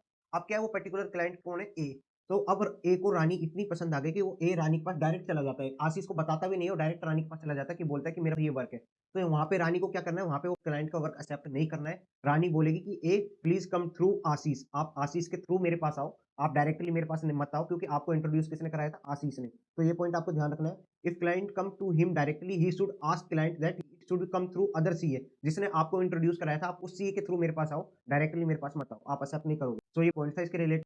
नेक्स्ट आता है representation made by auditor under section 140 subsection 4 of companies act. अगर 140 सबसेक्शन 4 में रिप्रेजेंटेशन देता है, सर ये कौन सी रिप्रेजेंटेशन होती है? जब भी ऑडिटर को रिमूव करते हैं, एक ऑडिटर अपनी एक रिप्रेजेंटेशन देता है जो शेयर होल्डर के सामने प्रेजेंट होती है। तो उस रिप्रेजेंटेशन से रिलेटेड पॉइंट है कि आप उसमें कुछ भी ऐसी वर्डिंग से नहीं लिखोगे जिससे सोलिसिट्स होता है कि आपको कंटिन्यू करना है एज ए ऑडिटर। आप उनसे रिक्वेस्ट नहीं करोगे कि आपको वापस रीअपॉइंट होना चाहते हो, आप एज ए कंटिन्यू करना चाहते हो ऑडिटर। वो चीजें नहीं होनी चाहिए। जो भी आप रिप्रेजेंटेशन दोगे वो डिग्निफाइड मैनर में होना चाहिए कि हाउ है ही एज एक्टिंग इंडिपेंडेंटली, आपने कैसे वर्क करा इंडिपेंडेंटली, वो डिग्निफाइड मैनर में होना चाहिए पर्टिकुलर रिप्रेजेंटेशन। उसमें कुछ भी ऐसी वर्डिंग्स नहीं होनी चाहिए जिससे सोलिसिट्स हो। तो पर्टिकुलर ये पॉइंट है रिप्रेजेंटेशन से related. Then we move to the next point. Next point क्या कहता है? Educational video. आप एजुकेशनल वीडियो को अपलोड कर सकते हो, कोई दिक्कत नहीं है। आप एजुकेशनल वीडियो को डालो, कोई दिक्कत नहीं आएगी। बट आप उसके साथ साथ अपने फर्म का रेफरेंस नहीं दोगे, ना ही कॉन्टैक्ट डिटेल्स दोगे, ना ही फर्म का वेबसाइट एड्रेस दोगे। तो क्या क्या कर सकते हो? आप एजुकेशनल वीडियो डाल सकते हो बट उसमें फर्म का रेफरेंस नहीं दोगे, ना ही कॉन्टैक्ट एड्रेस दोगे, ना ही वेबसाइट एड्रेस दोगे। अदरवाइज आप वहाँ पे गिल्टी हो जाओगे। देन हम आते हैं पब्लिक इंटरव्यूज पे। कोई सीए आईपी पब्लिक इंटरव्यूज दे सकता है? यस दे सकता है, कोई दिक्कत नहीं है पब्लिक इंटरव्यूज देने में। बट उसमें ऐसा नहीं होना चाहिए कि वो आप पब्लिसिटी कर रहे हो किसी अपनी ऑर्गेनाइजेशन की, अपनी फर्म की। उस इंटरव्यू में पब्लिसिटी कर रहे हो, आप बोल रहे हो कि हमारी ऑर्गेनाइजेशन वेल नोन फर्म है, 70 ईयर हो गए और हमने उसमें इतनी एक्सपीरियंस है, इतने पार्टनर्स हैं। ऐसी पब्लिसिटी कुछ नहीं करोगे। आप सिर्फ इंटरव्यू देना चाहते हो तो आप इंटरव्यू दे सकते हो, वहाँ कोई दिक्कत नहीं है। और जो भी क्वेश्चंस पूछे जाएंगे आप स्पेसिफिक क्वेश्चंस का और फैक्चुअल नेचर पे रिप्लाई करोगे। ऐसा नहीं है आप घुमा फिरा के अपनी फर्म की एडवर्टीजमेंट कर रहे हो, वो चीज़ नहीं होनी चाहिए। उसके बाद क्या आता है? अगर आप बॉक्स नंबर ऑफ न्यूज़पेपर में एडवर्टाइजमेंट करते हो तो गिल्टी हो जाओगे। आप एडवर्टाइजमेंट नहीं कर सकते बॉक्स नंबर ऑफ न्यूज़पेपर, वो प्रोहिबिटेड है। Next television and movie credits. अगर कोई टेलीविजन एंड मूवी क्रेडिट्स में आपका नेम आ रहा है तो कोई दिक्कत नहीं है, आपका नेम फर्म का नेम आ सकता है, कोई दिक्कत नहीं आएगी। बट वो अलग से रिप्रेजेंट नहीं होना चाहिए। लाइक बाकी सबका नेम, जो भी टेलीविजन मूवी कंप्लीट होती है उसके बाद जो भी नेम्स आते हैं उसमें आपका नेम भी आ सकता है, कोई दिक्कत नहीं है। बट ऐसा नहीं होना चाहिए सबके नेम आ रहे हैं वो 12 फॉन्ट में आ रहे हैं, आपका जो नेम आ रहा है वो 24 फॉन्ट में आ रहे हैं, सबसे अलग ही दिख रहा है आपका नेम। वो चीज़ें नहीं होनी चाहिए और टेलीविजन एंड मूवी क्रेडिट में अलाउड है नॉर्मली। तो ये सर्टेन पॉइंट्स से क्लोज 6 के रिगार्डिंग कि कहाँ-कहाँ पे वो एडवर्टाइजमेंट कर सकता है, कहाँ-कहाँ पे वो एडवर्टाइजमेंट नहीं कर सकता, कौन-कौन सी चीज़ में वो गिल्टी हो सकता है। उसके रिगार्डिंग सर्टेन एग्जांपल्स हो रहे हैं, वो आप एक बार देख लेना। अगर आपने प्रीवियस एम्प्लॉयर के क्लाइंट को कैनवास करा तो आप वहाँ पे गिल्टी हो जाओगे। अगर आपने गवर्नमेंट डिपार्टमेंट को लेटर लिखा कि आपकी फर्म दूसरी फर्म से सुपीरियर है, तो उस केस में आप गिल्टी हो जाओगे। अगर आपने लेटर लिखा क्या और आर्मी कैंटीन को क्या regarding giving details of him, experience कितना है, आपकी फर्म की एक्सपीरियंस कितना है, आप कितनी ऑडिट फी चार्ज करते हो, तो वहाँ पे आप गिल्टी हो जाओगे 5 एंड 6 के अंदर। नेक्स्ट, अगर आप एक सीए फर्म हो, आप एक particular chartered accountant in practice हो, आप दूसरे चार्टर्ड अकाउंटेंट इन प्रैक्टिस से ऐसे कहते हो कि मेरे जीएसटी डिपार्टमेंट या गवर्नमेंट डिपार्टमेंट में लाइजनिंग है, कुछ भी वर्क हो आप मुझे बताओ, मैं आपका काम करा दूंगा। तो वहाँ पे क्या होगा? आप गिल्टी हो जाओगे, आप खुद को एडवर्टाइज कर रहे हो पर्टिकुलर लाइजनिंग आपकी गवर्नमेंट डिपार्टमेंट में, वो मिसकंडक्ट है। तो वहाँ पे आप गिल्टी हो जाओगे क्लोज 6 के अंदर। तो ये सर्टेन एग्जांपल्स थे। अब आते हैं इस क्लोज 6 के अंदर ही वेबसाइट गाइडलाइंस। आईसीआई ने सर्टेन गाइडलाइंस इशू करी है। गाइडलाइंस कैसे? वेबसाइट से रिलेटेड जो भी आप अपनी वेबसाइट फॉर्म करोगे पर्टिकुलर इंडिविजुअल की या पर्टिकुलर सीए फर्म की, तो उसके रिगार्डिंग आपको क्या-क्या चीज़ें कंप्लाई करनी है, आपको ऐसे नहीं वेबसाइट के थ्रू आप एडवर्टाइजमेंट कर रहे हो तो वहाँ पे गिल्टी हो जाओगे। तो आईसीआई ने क्या बोला? आप कोई सी भी फॉर्मेट यूज़ कर सकते हो, कोई सा भी कलर यूज़ कर सकते हो, कोई दिक्कत नहीं है। But it should be on pull model. Sir ये पुल मॉडल क्या होता है? पुश मॉडल क्या होता है? क्या क्लाइंट को खरीद के लाना होता है क्या? ऐसा कुछ नहीं है। पुल मॉडल मीन्स क्या होता है कि क्लाइंट को कुछ इन्फॉर्मेशन चाहिए तो क्लाइंट खुद जाके देखे आपकी वेबसाइट पे जाके, तो खुद लिंक पे क्लिक करे। ऐसा नहीं होना चाहिए जैसे ही क्लाइंट आपकी वेबसाइट लिंक करे आप पॉपअप शो हो जाए उसके पास, आपने कौन-कौन सा एक्सपीरियंस है, आपके पर्टिकुलर कितने पार्टनर्स हैं, वो पॉपअप्स ही नहीं आनी चाहिए। और वो क्लाइंट को अगर कुछ इन्फॉर्मेशन देखनी है तो वो खुद जाके देखे, वो पुल मॉडल होती है। पुश मॉडल में नहीं होना चाहिए कि पॉपअप नहीं आनी चाहिए, वो पुश मॉडल होता है। उस मॉडल की जगह आप पुल मॉडल में आपकी वेबसाइट होनी चाहिए, नहीं तो आप गिल्टी हो जाओगे। और इसके साथ-साथ क्या है, अगर आपने वेबसाइट बना रखी है और आप फेसबुक या इंस्टाग्राम पे ऐड देते हो और सॉलिसिट करते हो क्लाइंट को कि वो आपकी वेबसाइट को विजिट करे, तो वहाँ पे भी आप गिल्टी हो जाओगे। ऐसा भी कुछ नहीं करना कि आपको एडवर्टाइजमेंट नहीं करनी अपनी वेबसाइट से रिलेटेड। देन आपकी जो वेबसाइट है वो आप प्रोफेशनल लेटर्स पे, लेटर हेड पे, प्रोफेशनल डॉक्यूमेंट्स पे लिख सकते हो, कोई भी दिक्कत नहीं है। फिर उससे रिलेटेड क्या-क्या इन्फॉर्मेशन वेबसाइट में आप डाल सकते हो, उससे रिलेटेड कुछ पॉइंट्स हैं। इसके अंदर आईसीआई ने बेसिक पॉइंट बताए कि आप कौन-कौन सी चीज़ें डाल सकते हो, कि मेंबर्स का अपना ट्रेड नेम डाल सकता है, कोई दिक्कत नहीं है। ईयर ऑफ एस्टेब्लिशमेंट डाल सकते हैं, कोई भी दिक्कत नहीं है ईयर ऑफ एस्टेब्लिशमेंट में। बट जब हम आगे पढ़ेंगे तो लेटर हेड में ईयर ऑफ एस्टेब्लिशमेंट नहीं आना चाहिए, नहीं तो आप गिल्टी हो जाओगे। इसके साथ-साथ आप बेसिक डिटेल डाल सकते हो, कोई दिक्कत नहीं आएगी। बट आपको नेचर ऑफ सर्विस रेंडर आप डाल रहे हो, तो वो पुल रिक्वेस्ट होना चाहिए। क्लाइंट को अगर कोई सर्विस देखनी है कि आप कौन-कौन सी सर्विस रेंडर करते हो, तो क्लाइंट खुद जाके देखे, पुल रिक्वेस्ट होना चाहिए। डिटेल ऑफ पार्टनर्स डाल सकते हो। बट अगर आप पार्टनर के एक्सपीरियंस को डाल रहे हो तो उस केस में वो भी पुल रिक्वेस्ट पे होना चाहिए। डिटेल ऑफ एम्प्लॉय डाल सकते हो, नॉर्मल डिटेल्स डाल सकते हो। अगर आप ये डालते हो कि आपने कौन-कौन से असाइनमेंट को हैंडल करा है, कौन से नेचर ऑफ असाइनमेंट को हैंडल करा है, तो उस केस में भी वो पुल रिक्वेस्ट पे होना चाहिए। नंबर ऑफ आर्टिकल ट्रेनीज़ कितने हैं, वो भी पुल रिक्वेस्ट पे होना चाहिए। ऐसे नहीं पॉपअप के थ्रू बाहर आ रहे हो कि आपके इतने सारे आर्टिकल्स ट्रेनी है, वो सब चीज़ें नहीं होना चाहिए। और इसमें मोस्ट इंपोर्टेंट पॉइंट क्या है कि अगर आप अपनी फ़ोटो को पार्टनर्स की फ़ोटो को आप वेबसाइट पे लगा रहे हो, तो it should be passport size photo. आप कोई दूसरी फ़ोटो नहीं लगा सकते। Only and only passport size photo ही लगा सकते हो वेबसाइट में और उसके साथ-साथ कोई अदर फ्रेम फ़ोटो नहीं लगा सकते। लाइक आपको कुछ अवार्ड मिला, आपने वो बड़ी-सी फ़ोटो बना के अपनी वेबसाइट पे लगा दी, वो चीज़ नहीं कर सकते, वो एडवर्टाइज़मेंट माना जाएगा और वहाँ पे आप गिल्टी हो जाओगे। तो आप should be passport size photo ही लगा सकते हो, कोई और फ़ोटो नहीं लगा सकते। इसके साथ-साथ वेबसाइट में आप चैट रूम फैसिलिटी प्रोवाइड करा सकते हो, एजुकेशनल वीडियो डाल सकते हो, डॉक्यूमेंट मैनेजमेंट फैसिलिटी प्रोवाइड करा सकते हो क्लाइंट को, वहाँ पे कुछ भी गिल्टी नहीं होगे, वो सब चीज़ अलाउड है।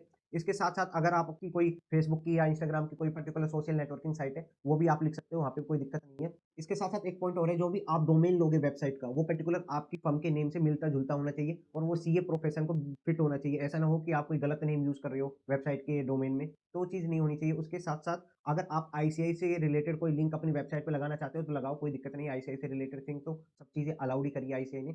उसके बाद क्या बोला है, अगर आपकी जो भी वेबसाइट है, वो आपको एनुअल बेसिस पे एनुअल फॉर्म ऑफ इंस्टीट्यूट में सबमिट करनी पड़ेगी। आपको वहाँ पे फिल करना पड़ेगा पर्टिकुलर फॉर्म जो और वेबसाइट की डिटेल डालनी पड़ेगी। ये तो सारी डिटेल्स की हो गई वेबसाइट से रिलेटेड, जहाँ पे हमने क्या देखा, वो वेबसाइट हमेशा फुल मॉडल पे होनी चाहिए। आप एडवर्टाइज़मेंट नहीं कर सकते, सोलिसिट नहीं कर सकते क्लाइंट को रिगार्डिंग कि वो आपकी वेबसाइट को विज़िट करे। प्रोफेशनल लेटर्स पे डाल सकते हो वेबसाइट, कोई दिक्कत नहीं है। उसके बाद क्या कौन-कौन सी इन्फॉर्मेशन आ सकती है वेबसाइट में, वो देखा हमने कि कौन सी चीज़ें पुल रिक्वेस्ट पे आएगी, कि अगर नेचर ऑफ असाइनमेंट हैंडल की बात चल रही है, तो पुल रिक्वेस्ट पे आएगी। Number of article training pull pull request पे आएगी। अगर आप एक्सपीरियंस दिखा रहे हो, किसका एक्सपीरियंस? पार्टनर्स का, तो वो भी पुल रिक्वेस्ट पे आएगा। ईआर ऑफ एस्टेब्लिशमेंट डाल सकते हो, वो सब चीज़ अलाउड है। इसके बाद चैट रूम फैसिलिटी देखी थी, एजुकेशनल वीडियो देखी थी और नॉर्मल फैसिलिटीज़ जो आप प्रोवाइड करते हो, डॉक्यूमेंट मैनेजमेंट फैसिलिटीज़, वो सब चीज़ अलाउड है, कोई दिक्कत नहीं है। इसके बाद हम चलते हैं ऑनलाइन थर्ड पार्टी प्लेटफ़ॉर्म। ये ऑनलाइन थर्ड पार्टी प्लेटफ़ॉर्म में सीए जो सर्विस प्रोवाइड करता है, वो भी अलाउड करा है इस आईसीआई ने कि आप एडवाइस कर सकते हो, कंसल्ट कर सकते हो ऑनलाइन थर्ड पार्टी प्लेटफ़ॉर्म पे, कोई दिक्कत नहीं होगी वहाँ पे भी। बट आपको क्या ध्यान रखना है ऑनलाइन थर्ड पार्टी प्लेटफ़ॉर्म में, कि आप फर्म का नेम विद सीए नहीं डाल सकते, ना ही कॉन्ट्रैक्ट एड्रेस लिख सकते हो सीए का। जहाँ पे भी आप ऑनलाइन सर्विसेज प्रोवाइड कर रहे हो, पर्टिकुलर थर्ड पार्टी प्लेटफॉर्म पे आप सर्विसेज प्रोवाइड कर रहे हो, वहाँ पे आप फर्म का नेम विद सफिक्स सीए नहीं डाल सकते, ना ही आप अपना कॉन्टैक्ट एड्रेस डाल सकते हो, नहीं तो आप वहाँ पे गिल्टी हो जाओगे। इसके बाद आता है publication of name, firm of telephone और अदर डायरेक्टरी। तो टेलीफोन डायरेक्टरी में अगर आप अपना नेम इंक्लूड कराना चाहते हो, तो उसके रिगार्डिंग क्या-क्या पॉइंट्स है, उसके बारे में बात करी आईसीआई ने। तो वो सब चीज़ें अलाउड है, आप टेलीफोन डायरेक्टरीज़ में अपना नंबर ऐड करा सकते हो, कोई दिक्कत नहीं है। बाय स्पेशल रिक्वेस्ट और by making of additional payment. Additional पे करके या स्पेशल रिक्वेस्ट करके आप टेलीफ़ोन डायरेक्टरी में अपना नंबर ऐड करा सकते हो, कोई दिक्कत नहीं है कि अपना नेम ऐड करा सकते हो। बट आपको कुछ चीज़ों का ध्यान रखना है, जो टेलीफ़ोन डायरेक्टरी में ऐड करा रहे हो, तो उसमें कुछ चीज़ों का ध्यान रखना है कि जो भी एंट्रीज़ अपीयर हो, वो शुड बी सीए कैटेगरीज़ में होनी चाहिए ओनली। एंड सेकंड, कि जो आप टेलीफ़ोन डायरेक्टरी में नंबर ऐड करा रहे हो, वो पर्टिकुलर आपकी सिटी से बिलॉन्ग करना चाहिए। ऐसा ना हो कि आपकी ऑर्गनाइज़ेशन है, जो फर्म है, वो दिल्ली में है और आप जो टेलीफ़ोन डायरेक्टरीज़ में नंबर इंट्रोड्यूस करा रहे हो, वो हिमाचल प्रदेश से। तो वो चीज़ें नहीं होनी चाहिए, आपकी दिल्ली में ही है, तो दिल्ली की सिटी की टेलीफ़ोन डायरेक्टरीज़ में आप नंबर ऐड करा सकते हो। कोई दिक्कत नहीं आएगी। इसके साथ-साथ एंट्रीज़ जो भी होगी, वो अल्फ़ाबेटिकल होनी चाहिए, कोई दूसरी एंट्रीज़ नहीं वे में नहीं होना चाहिए कि आप अपना नेम आपको सबसे पहले दिख रहा हो, वो चीज़ें नहीं होना चाहिए। उसके बाद एंट्रीज़ ओपन होनी चाहिए सारे सीए के रिगार्डिंग। ऐसा ना हो सिर्फ़ आपकी ऑर्गनाइज़ेशन का टेलीफ़ोन डायरेक्टरीज़ में नंबर आ रहा हो, किसी और सीए का नहीं आ रहा हो। सारे सीए के लिए ओपन होनी चाहिए टेलीफ़ोन डायरेक्टरी। तो ये चीज़ें आपको ध्यान रखनी है टेलीफ़ोन डायरेक्टरीज़ में, जब भी आप नंबर को पब्लिश करोगे, अपने नेम को इंट्रोड्यूस करोगे। इसके बाद आता है application based service provider aggregator. ये क्या होता है? ये एक टाइप से अर्बन क्लैब सुना होगा आपने नेम, वो ही होता है application based service provider aggregator, urban क्लैब। तो इसमें क्या होता है कि आप कोई भी सर्विसेज प्रोवाइड नहीं कर सकते। सीए ने आईसीआई ने मना कर दिया साफ-साफ कि आप application based service provide aggregator में कोई भी सर्विसेज प्रोवाइड नहीं कर सकते। एज़ ए सीए वो आप प्रोफेशन का नाम डिग्रेड करता है, तो वहाँ पे उन्होंने मना कर दिया। तो वहाँ पे भी आप कोई भी सर्विसेज़ प्रोवाइड नहीं कर सकते। यहाँ तक तो हमने देखा क्लॉज़ 6, जहाँ पे हमने काफ़ी चीज़ें देखी, कहाँ पे एडवर्टाइज़मेंट कर सकता है, कहाँ पे एडवर्टाइज़मेंट नहीं कर सकता, वेबसाइट की क्या गाइडलाइंस है, टेलीफ़ोन डायरेक्टरीज़ की क्या है, और क्लॉज़ 6 में कब-कब गिल्टी होते हैं, जब आपने सोलिसिट करा, क्या क्लाइंट को या प्रोफेशनल वर्क को, कैसे? Through circular, advertisement, personal interview और किसी अदर मीन के थ्रू, तो वहाँ पे आप गिल्टी हो जाओगे। बट एक सीए दूसरे सीए से वर्क गेन करे, सिक्योर करे, तो वहाँ पे अलाउड है, कोई दिक्कत नहीं है। आप रिस्पॉन्ड कर सकते हो टेंडर्स का, बट उसमें सर्टेन कंडीशंस है, उसको फुलफिल करोगे। अब आते हैं क्लोज़ 7 पे। क्लोज़ 7 भी काफ़ी इंपोर्टेंट है और काफ़ी लेंथी है। इसमें कब गिल्टी होगा particular chartered accountant in practice? अगर आपने प्रोफेशनल अटेनमेंट्स का एडवर्टाइज़मेंट करा, अगर आपने कोई भी अचीवमेंट्स के रिगार्डिंग कुछ भी एडवर्टाइज़मेंट करा, तो आप क्लोज़ 7 में गिल्टी हो जाओगे। या फिर आपने क्या करा, कोई और डेज़िग्नेशन यूज़ करी अदर देन चार्टर्ड अकाउंटेंट। आप चार्टर्ड अकाउंटेंट इन प्रैक्टिस में हो और आप कंपनी सेक्रेटरी की डेजिग्नेशन यूज करते हो तो गिल्टी हो जाएगी। वो डेजिग्नेशन कहाँ पे यूज करी आपने? प्रोफेशनल डॉक्यूमेंट्स पे, विजिटिंग कार्ड पे, लेटर हेड पे, साइन बोर्ड पे, तो आप गिल्टी हो जाओगे। क्या प्रोफेशनल अटेनमेंट्स का एडवर्टीजमेंट करा तो गिल्टी हो जाओगे, या फिर आपने कोई और डेजिग्नेशन यूज करी अदर देन सीए, कहाँ पे? प्रोफेशनल डॉक्यूमेंट्स पे, लेटर हेड पे, साइन बोर्ड पे, तो आप गिल्टी हो जाओगे।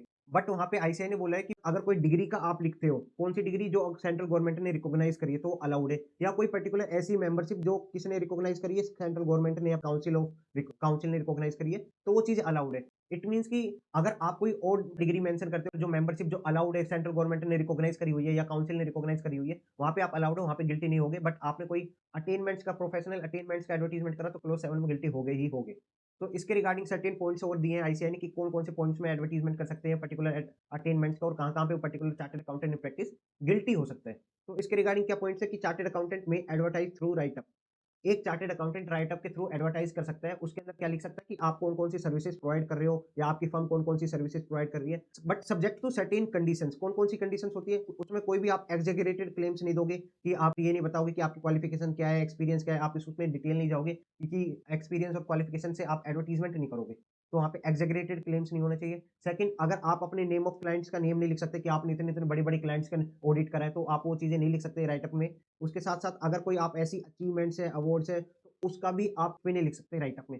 बट इसका एक एक्सेप्शन है कि except award given by central government, state government या कोई रेगुलेटरी बॉडीज ने कोई आपको अवार्ड दिया है, लाइक आपको सीबीआई के थ्रू या आरबीआई के थ्रू आपको कुछ अवार्ड मिला है, तो वो आप डाल सकते हो राइटअप में, वहां पे गिल्टी नहीं होगे। बट अगर आपने कोई और अचीवमेंट्स का एडवर्टाइज करा है वहां पे, तो वहां पे आप गिल्टी हो जाओगे। इसके साथ साथ मोनोग्राम नहीं होना चाहिए यूज कुछ भी, और आपका मेंबरशिप और नंबर भी लिखना पड़ेगा आपको पर्टिकुलर राइटअप में, आपका क्या मेंबरशिप नंबर है। साथ साथ फोन साइज जो होगा वो 14 से एक्सीड नहीं होना चाहिए।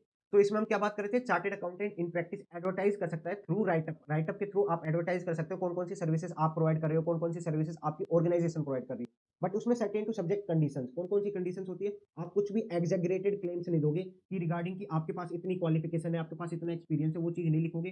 सेकंड, आप अपने क्लाइंट्स के नेम मेंशन नहीं करोगे, टेस्टिमोनियल्स मेंशन नहीं करोगे, वो चीज़ें नहीं होनी चाहिए। थर्ड, आपकी कोई अचीवमेंट है, अवार्ड है, वो मेंशन नहीं करोगे। बट अगर आपको कोई central government, state government, regulatory body से कोई अवार्ड मिलता है, तो वो आप लिख सकते हो, वहाँ पे कोई दिक्कत नहीं है। मोनोग्राम भी यूज नहीं करोगे, और अपनी आपकी जो मेंबरशिप नंबर होता है सीए बनने के बाद, आप उसको मेंशन करोगे। इसके साथ साथ जो फॉन्ट साइज होता है वो 14 से एक्सीड नहीं होना चाहिए, क्योंकि ज्यादा बड़ी फॉन्ट में नहीं लिखना चाहिए। तो यहाँ पे आप इस पर्टिकुलर कंडीशन को फुलफिल करके राइटअप लिख सकते हो, एडवर्टाइज कर सकते हो राइटअप के थ्रू। तो ये एडवर्टीजमेंट के रिगार्डिंग था। Next, date of setting up of practice. आपको परमिट नहीं है लेटर हेड पर डालना कि आपकी प्रैक्टिस कब स्टेब्लिश हुई थी, वो अलाउड नहीं है।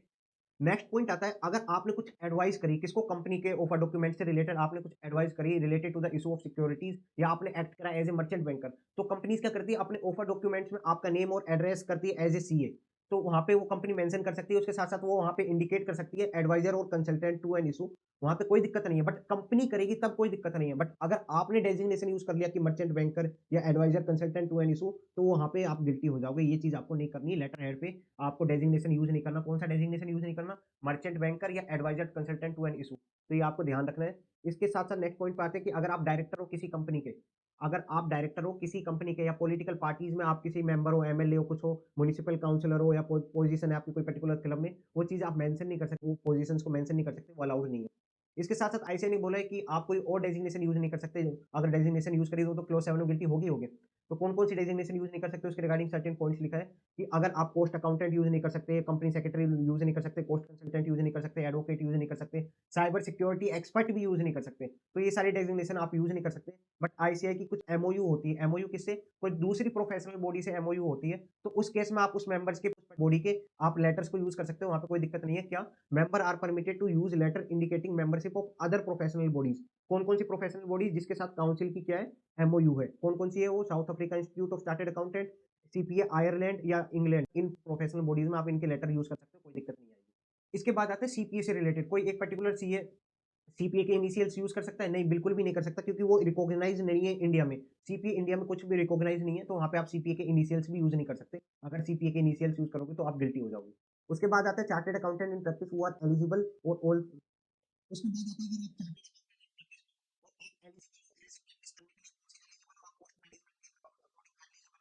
चार्टर्ड एलिजिबल हो, advocate as advocate practice eligible हो, बट आप साइमल्टेनियसली दोनों चीज यूज नहीं कर सकते। लाइक आप डेजिग्नेशन सीए भी यूज कर रहे हो, आप साइमल्टेनियसली पोस्ट अकाउंटेंट भी यूज कर रहे हो, आप साइमल्टेनियसली कंपनी सेक्रेटरी भी यूज कर रहे हो, तो वहाँ पे आप गिल्टी हो जाओगे। आप एक साथ सारी डेजिग्नेशन यूज नहीं कर सकते, कोई भी दो डेजिग्नेशन यूज नहीं कर सकते। आपको चार्टर्ड अकाउंटेंट प्रैक्टिस में हो तो आपको सीए ही डेजिग्नेशन यूज करनी पड़ेगी।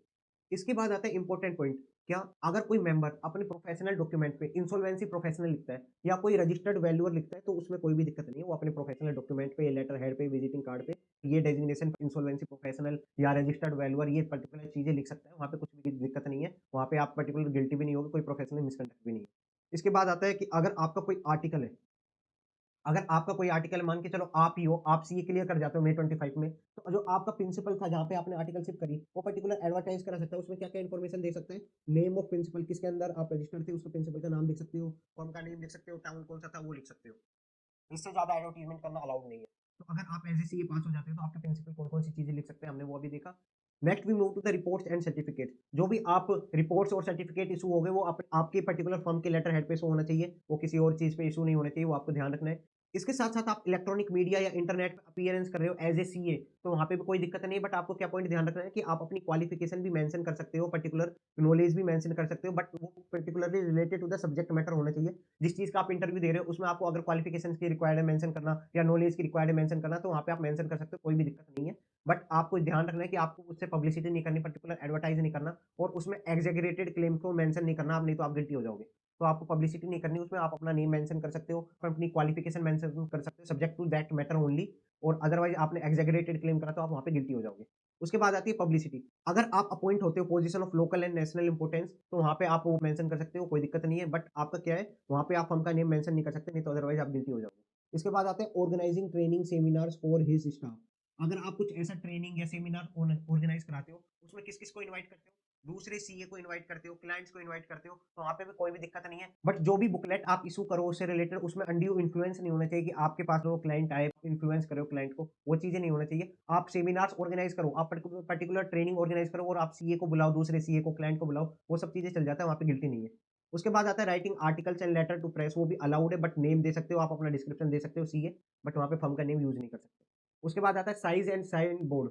जो भी आप साइन बोर्ड यूज करते हैं, जो भी आप ऑर्गेनाइजेशन के बाद अपना बोर्ड लगाओगे, वो साइन बोर्ड कौन सा यूज करना चाहिए, वहाँ पे ग्लोब साइन नहीं होना चाहिए, आपका कोई यूज नहीं करना चाहिए ग्लो साइन और light on the large size board. ऐसा नहीं होना चाहिए आपके जो साइन बोर्ड है उसके बाहर आपने दो दो बड़ी बड़ी लाइट लगा रखी हो, उससे फोक्स जा रहा हो, या कोई ग्लो साइन बोर्ड यूज करा हो जिससे रात को भी चमक रहा हो आपका साइन बोर्ड, वो चीजें नहीं होनी चाहिए। आपका नॉर्मल साइन बोर्ड होना चाहिए। अगर आपने ऐसी चीजें करी तो वहाँ पे आप गिल्टी हो जाओगे। तो इसके साइन बोर्ड से रिगार्डिंग ये था। और इसमें एक और पर्टिकुलर पॉइंट है कि आप अपने पर्टिकुलर रेसिडेंस पे अपना साइन बोर्ड लगा सकते हो, वहाँ पे आप सीए भी लिख सकते हो, बट वो फर्म का साइन बोर्ड नहीं होना चाहिए। आप फर्म से रिलेटेड कुछ नहीं डाल सकते अपने रेसिडेंस पे। बट सर एक बात बताओ, अगर मेरे रेसिडेंस पे ही मेरी फर्म है तो तभी मैं फर्म का नेम नहीं डाल सकता? नहीं, तब आप डाल सकते हो, तब कोई दिक्कत नहीं है। अगर आपके रेसिडेंस पे ही आपकी फर्म ओपन है तो आप वहाँ पे अपने फर्म का पर्टिकुलर साइन बोर्ड यूज कर सकते हो, कोई दिक्कत नहीं आएगी। इसके बाद आता है public announcement with detail of CA as a director. ये इंपॉर्टेंट पॉइंट है, केस स्टडी बन के आ सकती है कि आप एज ए डायरेक्टर वर्क कर रहे हो किसी कंपनी में, तो क्या होता है कि आप प्रोस्पेक्टिव डॉक्यूमेंट में आपका नेम जाता है, तो वो एज ए सीए यूज कर सकते हैं, बट वहाँ पे सीए की एक्सपर्टीज, स्पेशलाइजेशन, नॉलेज किसी फील्ड में, वो चीज नहीं डालनी चाहिए पर्टिकुलर सीए के प्रोस्पेक्टिव डॉक्यूमेंट में। वो आपका नेम मेंशन कर सकते हैं कि ये सीए है एज ए डायरेक्टर, बट वहाँ पे आपका पर्टिकुलर क्वालिफिकेशन, एक्सपर्टीज, ये सब चीजें मेंशन नहीं होनी चाहिए प्रोस्पेक्टिव डॉक्यूमेंट में। और ये रिस्पॉन्सिबिलिटी किसकी होगी, ये पर्टिकुलर उस सीए एज ए जो डायरेक्टर है उसकी रिस्पॉन्सिबिलिटी होगी कि ये ध्यान रखना कि मैनेजमेंट ऐसी कोई चीज प्रोस्पेक्टिव डॉक्यूमेंट में इंक्लूड ना करे। इसके बाद आता है यूज ऑफ लोगो, मोनोग्राम, ये सब चीज प्रोहिबिटेड है, आप नहीं कर सकते। बट इसके साथ आपको एक और पॉइंट है कि अगर आप विजिटिंग कार्ड में क्यूआर कोड को इंट्रोड्यूस करना चाहते हो तो वो अलाउड है, आप ये क्यूआर कोड को प्रिंट कर सकते हो विजिटिंग कार्ड में, कोई दिक्कत नहीं आएगी। बट आपको ये ध्यान रखना है उस क्यूआर कोड के अंदर जो इन्फॉर्मेशन है वो प्रोहिबिटेड नहीं होनी चाहिए, वो ऐसी इन्फॉर्मेशन नहीं होती चाहिए जहाँ पे आप प्रोफेशनल मिसकंडक्ट हो सकता है वहाँ पे, नहीं तो अदरवाइज आप प्रोफेशनल मिसकंडक्ट हो जाएगा, आप गिल्टी हो जाओगे। वो अपने, ये एक केस स्टडी बन सकती है इस पॉइंट पे भी कि member allowed to print their name all the firms name on the personal letter head. जो आपका जो पर्सनल लेटर हेड है वहाँ पे आप सारी फर्म का नेम लिख सकते हो, जहाँ जहाँ पे आप पार्टनर हो वहाँ पे आपको कोई दिक्कत नहीं होगी। तो these are the point related to clause 7, जहाँ पे हमने देखा कि कहाँ कहाँ पे प्रोफेशनल अटेनमेंट्स का एडवर्टीजमेंट करेगा तो वहाँ गिल्टी हो जाएगा, या कोई और डेजिग्नेशन यूज करेगा तो वहाँ पे वो गिल्टी हो जाएगा। तो वहाँ पे क्लोज 7 की बात करी। Now we are moving to the clause 8। Clause 8 की बात करते हैं, अगर आपने कोई एक्सेप्ट करे जो प्रीवियसली किसी और ऑडिटर के पास थी पहले, आप उसको एक्सेप्ट करें और आपने प्रीवियस ऑडिटर से कम्युनिकेट भी नहीं करा राइटिंग में, तो आप हो जाओगे गिल्टी। तो आपको क्या करना है, पहले कम्युनिकेट करना है, देन ही एक्सेप्ट करना है। और वो भी राइटिंग में कम्युनिकेशन करनी है, ऐसे नहीं कि आप ओरली कम्युनिकेट करके आ गए वहाँ पे भी आप गिल्टी हो जाओगे। क्लोज 8 बोलता है आप पहले कम्युनिकेट करो, देन ही आप एक्सेप्ट करो। और सर ये कम्युनिकेशन किस-किस ऑडिट्स में रिक्वायर्ड है? ये ऑल टाइप ऑफ ऑडिट्स में रिक्वायर्ड है और वो मैंडेटरी भी है कम्युनिकेशन करना, ऐसा नहीं कि आपको रिकमेंड करा है, उन्होंने मैंडेटरी करा है कि आपको कम्युनिकेट करना ज़रूरी है। जो भी प्रीवियस पोजीशन किसी ऑडिटर के पास थी, कोई पर्टिकुलर सीए के पास थी, वहाँ पे आपको कम्युनिकेट करना ज़रूरी है। इसमें हम सर अब एक पॉइंट ये आता है कि सर हम कम्युनिकेट क्यों करते हैं प्रीवियस ऑडिटर से? प्रीवियस ऑडिटर से कम्युनिकेट करने के सर्टेन रीजंस है। कौन-कौन से रीजंस? अगर आपको पता चल जाता है कि 139 और 140 में कहीं नॉन कंप्लायंस तो नहीं है, जो कंपनी की 139 और 140 का कंप्लायंस होता है, उसका आपको आइडिया लग जाता है कि वहाँ पे नॉन कंप्लायंस तो नहीं है, या फिर कोई अनडिस्प्यूटेड ऑडिट फी है, जो आपके प्रीवियस ऑडिटर को ऑर्गेनाइजेशन ने फी पे नहीं करी, तो उसका नॉन कंप्लायंस, नॉन पेमेंट आपको पता लग जाता है, या कोई क्वालिफाइड ओपिनियन इशू हुआ है, तो उसके रिगार्डिंग आपको डिटेल मिल जाती है। तो फर्स्ट और सेकंड पॉइंट क्या था? Non compliance of section 139 and non payment of undisputed audit fee. उस केस में अगर आपने फिर भी एक्सेप्ट कर लिया, अगर आपने कम्युनिकेट नहीं करा और आपने एक्सेप्ट कर लिया, तो उस केस में क्या होगा? गिल्टी हो जाओगे आप, गिल्टी ऑफ प्रोफेशनल मिसकंडक्ट। उस केस में गिल्टी हो जाओगे अगर आपको पता है कि ये 139 140 का नॉन कंप्लायंस है, या आपको पता है अनडिस्प्यूटेड ऑडिट फी है, फिर भी आप एक्सेप्ट करते हो तो वहाँ पे गिल्टी हो जाओगे। बट अनडिस्प्यूटेड ऑडिट फी से रिलेटेड क्या पॉइंट है कि अगर कोई सिक यूनिट है, सिक यूनिट मीन्स क्या होता है कि उस पर्टिकुलर ऑर्गेनाइजेशन का जो लॉस है वो नेटवर्क को एक्सीड कर गया, तो वो हो जाती है सिक यूनिट। अगर कोई सिक यूनिट है तो उसमें अनडिस्प्यूटेड ऑडिट फी पेंडिंग है, तो वहाँ पे चल जाता है, वहाँ पे कोई दिक्कत नहीं होगी। आपको ये याद रखना है कि सिक यूनिट के केस में अगर कोई अनडिस्प्यूटेड ऑडिट फी पेंडिंग है, तो वहाँ पे आप एक्सेप्ट कर सकते हो, वहाँ पे आप गिल्टी नहीं होगे। एंड ये क्वालिफाइड ओपिनियन से रिलेटेड क्या पॉइंट बताया कि अगर क्वालिफाइड ओपिनियन दिया है प्रीवियस ऑडिटर ने, तो आपको चेक करना है, आपको अपनी जजमेंट पे देखना है जो प्रीवियस ऑडिटर ने जो पर्टिकुलर क्वालिफाइड ओपिनियन दिया है वो जस्टिफाइएबल है या प्रीवियस ऑडिटर का एटीट्यूड गलत था। अगर प्रीवियस ऑडिटर एटीट्यूड गलत था, फिर आप एक्सेप्ट कर सकते हो, कोई दिक्कत नहीं है। अगर आपको लगता है प्रीवियस ऑडिटर ने जो भी क्वालिफाइड ओपिनियन दिया है वो जस्टिफाइड है, देन आप एक्सेप्ट नहीं करोगे उस असाइनमेंट को। बट यहाँ पे सबसे इंपॉर्टेंट थिंग कि स्टूडेंट क्या होता है, स्टूडेंट यहाँ पे सबसे ज्यादा कंफ्यूज होता है। स्टूडेंट सोचता है कि अगर नॉन कंप्लायंस हुआ 139 140 का और फिर भी ऑडिटर ने एक्सेप्ट कर लिया, तो गिल्टी कहाँ पे होगा? क्लोज 8 में। स्टूडेंट ये सोच के चलता है। बट यहाँ पे सबसे बड़ी गलती है स्टूडेंट की, अगर आप नॉन कंप्लायंस करते हो 139 140 का, फिर भी as a particular organisation non compliance करा, फिर भी आपने एक्सेप्ट कर लिया, तो वहाँ पे क्लोज 8 में गिल्टी नहीं होगी, क्लोज 9 में गिल्टी होगी। अगर कोई अनडिस्प्यूटेड ऑडिट फी थी, फिर भी आपने एक्सेप्ट कर लिया, तो वहाँ पे क्लोज 8 में गिल्टी नहीं होंगे, क्लोज 1 पार्ट 2 सेकंड शेड्यूल में गिल्टी होगी। ये आपको ध्यान रखना है और सबसे इंपॉर्टेंट पॉइंट है, क्योंकि स्टूडेंट को लगता है कि यार क्लोज 8 में पॉइंट गिवन है तो क्लोज 8 में गिल्टी हो जाएगा। बट क्लोज 8 एक्चुअल में कहता क्या है कि आपको प्रीवियस ऑडिटर से कम्युनिकेट करना है, जब आप एज ए न्यू पोजीशन ले रहे हो जहाँ पे प्रीवियस ऑडिटर पहले काम करता था, तो यहाँ पे प्रीवियस ऑडिटर से कम्युनिकेट करना है। आप गिल्टी कब होगे? जब आप प्रीवियस ऑडिटर से कम्युनिकेट नहीं करोगे। बट इन सर्टेन केसेस में अगर आप नॉन कंप्लायंस करते हो, पर्टिकुलर इन सर्टेन केसेस में भी आप एक्सेप्ट करते हो ऑडिट, तो आप पर्टिकुलर क्लोज 8 में गिल्टी नहीं होंगे, गिल्टी कहाँ पे होगा? क्लोज 9 में, क्लोज 1 पार्ट 2 सेकंड शेड्यूल। ये मैं आगे डिस्कस करूंगा कहाँ पे पर्टिकुलर अनडिस्प्यूटेड ऑडिट फी में गिल्टी होके कहाँ पे जाते हो। क्लोज 1 पार्ट 2 सेकंड शेड्यूल में डिस्कस करूंगा। एंड क्लोज 9 जो है वो पर्टिकुलर नेक्स्ट पॉइंट ही है, वो मैं आप डिस्कस करते हैं। इसके बाद पर्टिकुलर आता है, आपको सिक्योरिटी वाला पॉइंट याद रखना है कि ये केस स्टडी बना के दे सकता है। सिक्योरिटी के केस में अनडिस्प्यूटेड पेंडिंग फी थी, फिर भी उसने ऑडिटर ने एक्सेप्ट कर लिया, तो वहाँ पे गिल्टी नहीं होगा, वहाँ पे चल जाएगा। इसके बाद आता है कि अगर आपको कम्युनिकेट कैसे करना है, आप रजिस्टर्ड पोस्ट के थ्रू कर सकते हो, क्योंकि राइटिंग में कम्युनिकेट करना है, ओरली तो करना ही है। रजिस्टर्ड पोस्ट के थ्रू कर सकते हो, ईमेल के थ्रू कर सकते हो। बट आपको उसके रिगार्डिंग पॉजिटिव एविडेंस आपके पास होना चाहिए कि आपने कम्युनिकेट करा है। कैसा पॉजिटिव एविडेंस होना चाहिए कि अगर आपने लेटर के थ्रू कम्युनिकेट करा है, तो आपके पास एक्नॉलेजमेंट रिसीट होनी चाहिए। जो भी रजिस्टर्ड पोस्ट करी है उसकी एक्नॉलेजमेंट रिसीट होनी चाहिए कि आपने कम्युनिकेट करने की कोशिश की है। नेक्स्ट, अगर आपने ईमेल के थ्रू करा है, अगर आपने कम्युनिकेट करा ईमेल के थ्रू बट आपको कोई भी रिस्पॉन्स रिसीव नहीं हुआ, देन आपको रजिस्टर्ड पोस्ट के थ्रू लेटर भेजना पड़ेगा, क्योंकि ईमेल का थ्रू आपके पास कुछ भी एक पॉजिटिव एविडेंस नहीं कि आपने कम्युनिकेट करा है। आपको क्या करना पड़ेगा? एज ए रजिस्टर्ड पोस्ट भेजना पड़ेगा, और जो उससे एक्नोलेजमेंट मिलेगी रजिस्टर्ड पोस्ट से, वो आपकी पॉजिटिव एविडेंस होगी। सर अगर बाय हैंड देने गया हूँ, तो आपको रिटर्न एक्नोलेजमेंट लेके आनी है उस पर्टिकुलर प्रीवियस ऑडिटर से कि आपने कम्युनिकेट करा है। तो ये सारे हमारे पॉजिटिव एविडेंस है, जहाँ पे आपको पता रहेगा कि आपने कम्युनिकेट करा है। बट सर एक बात बताओ, मैं तो कम्युनिकेट करना चाहता हूँ, सामने वाले का प्रीमाइज ही लॉक्ड है। लाइक मैंने लेटर भेजा, वहाँ पे मेरे पास वापस आ गया लेटर की प्रीमाइज लॉक्ड है, या फिर मैंने कोशिश करी उसको मेल भेजने की, उसके एड्रेस पे जाने की, वहाँ पे एड्रेस ही नहीं मिला, पर्टिकुलर उसके ऑर्गेनाइजेशन नहीं मिला। तो उस केस में क्या होगा? अगर आपको पता लगा कि प्रीमाइज लॉक्ड है प्रीवियस ऑडिटर का, तो हम मान के चलेंगे हमने तो भाई कम्युनिकेट करने की कोशिश करी थी, प्रीवियस ऑडिटर गया भाड़ में, तो जाने दो, हमको कोई लेना देना नहीं है, डीम टू बी डिलीवर्ड मान के चलेंगे। अगर फर्म फाउंड नहीं है पर्टिकुलर उस रजिस्टर्ड एड्रेस पे, और ये रजिस्टर्ड एड्रेस कौन सा होगा? जो आईसीआई में रजिस्टर्ड होगा, या लेटेस्ट जो भी एड्रेस होगा, उस पे आपने कम्युनिकेट करने की कोशिश करी और आपको पता लगा कि फर्म ही फाउंड, वहाँ पे फर्म ही नहीं है पर्टिकुलर उस एड्रेस पे, तो उस केस में क्या होगा? वहाँ पे भी आप डीम टू बी डिलीवर्ड माने जाएगा, कोई दिक्कत नहीं है। बट यहाँ पे एक इंपॉर्टेंट पॉइंट आता है, lack of time of acceptance in government audit. ये पर्टिकुलर पॉइंट क्या कहता है कि गवर्नमेंट ऑडिट के केस में क्या होता है कि हमारे पास इतना टाइम नहीं रहता कि हम प्रीवियस ऑडिटर से कम्युनिकेट करें, फिर उसके रिप्लाई का वेट करें, देन हम ऑडिट एक्सेप्ट करें। गवर्नमेंट ऑडिट में लिमिटेड टाइम होता है, तो उस केस में क्या कर सकते हैं? हम कंडीशनल एक्सेप्टेंस दे सकते हैं। क्या कर सकते हैं? कंडीशनल एक्सेप्टेंस दे सकते हैं गवर्नमेंट ऑडिट को, और उसमें ये बोल सकते हैं कि हमने प्रीवियस ऑडिटर को लेटर लिखा हुआ है, प्रीवियस ऑडिटर से जैसे ही रिप्लाई आएगा, देन हम उसको डिसाइड करके फाइनल एक्सेप्टेंस देंगे।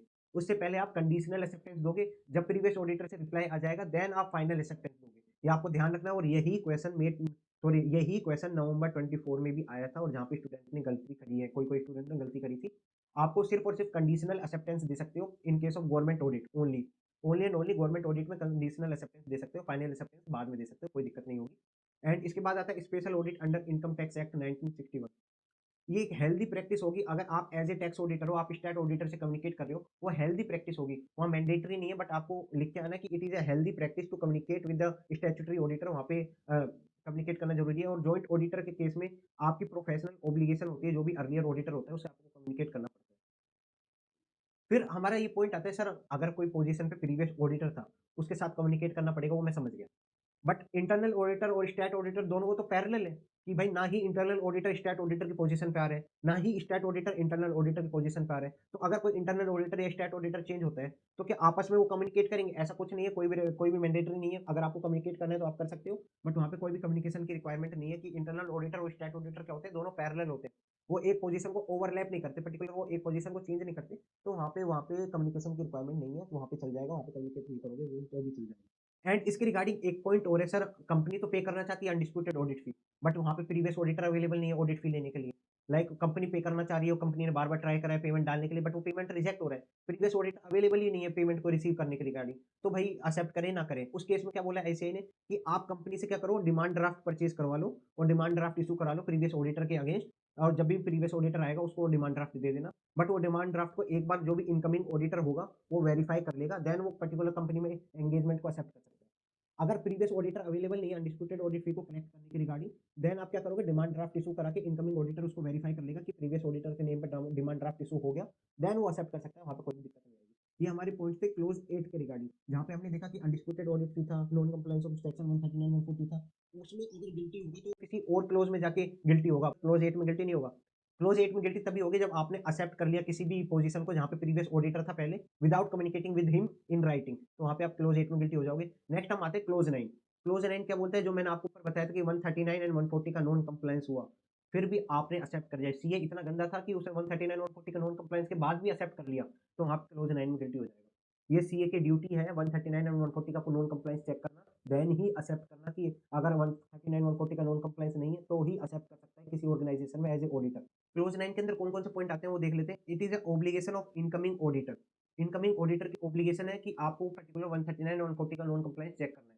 तो क्या सर हम 139 और 140 का मैनेजमेंट से सर्टिफिकेट ले लेते कि उन्होंने कंप्लायंस कराया नहीं करा, फिर हम एक्सेप्ट कर लेते ऑडिट को? वो भी नहीं कर सकते। It is would be not sufficient to accept certificate from management. आपको खुद जाके पर्टिकुलर डॉक्यूमेंट्स को वेरीफाई करने पड़ेंगे कंपनीज के कि 139 और 140 का कंप्लायंस हुआ है नहीं हुआ। अगर आप ये चीजें नहीं करते तो क्लोज 9 के अंदर गिल्टी हो जाओगे।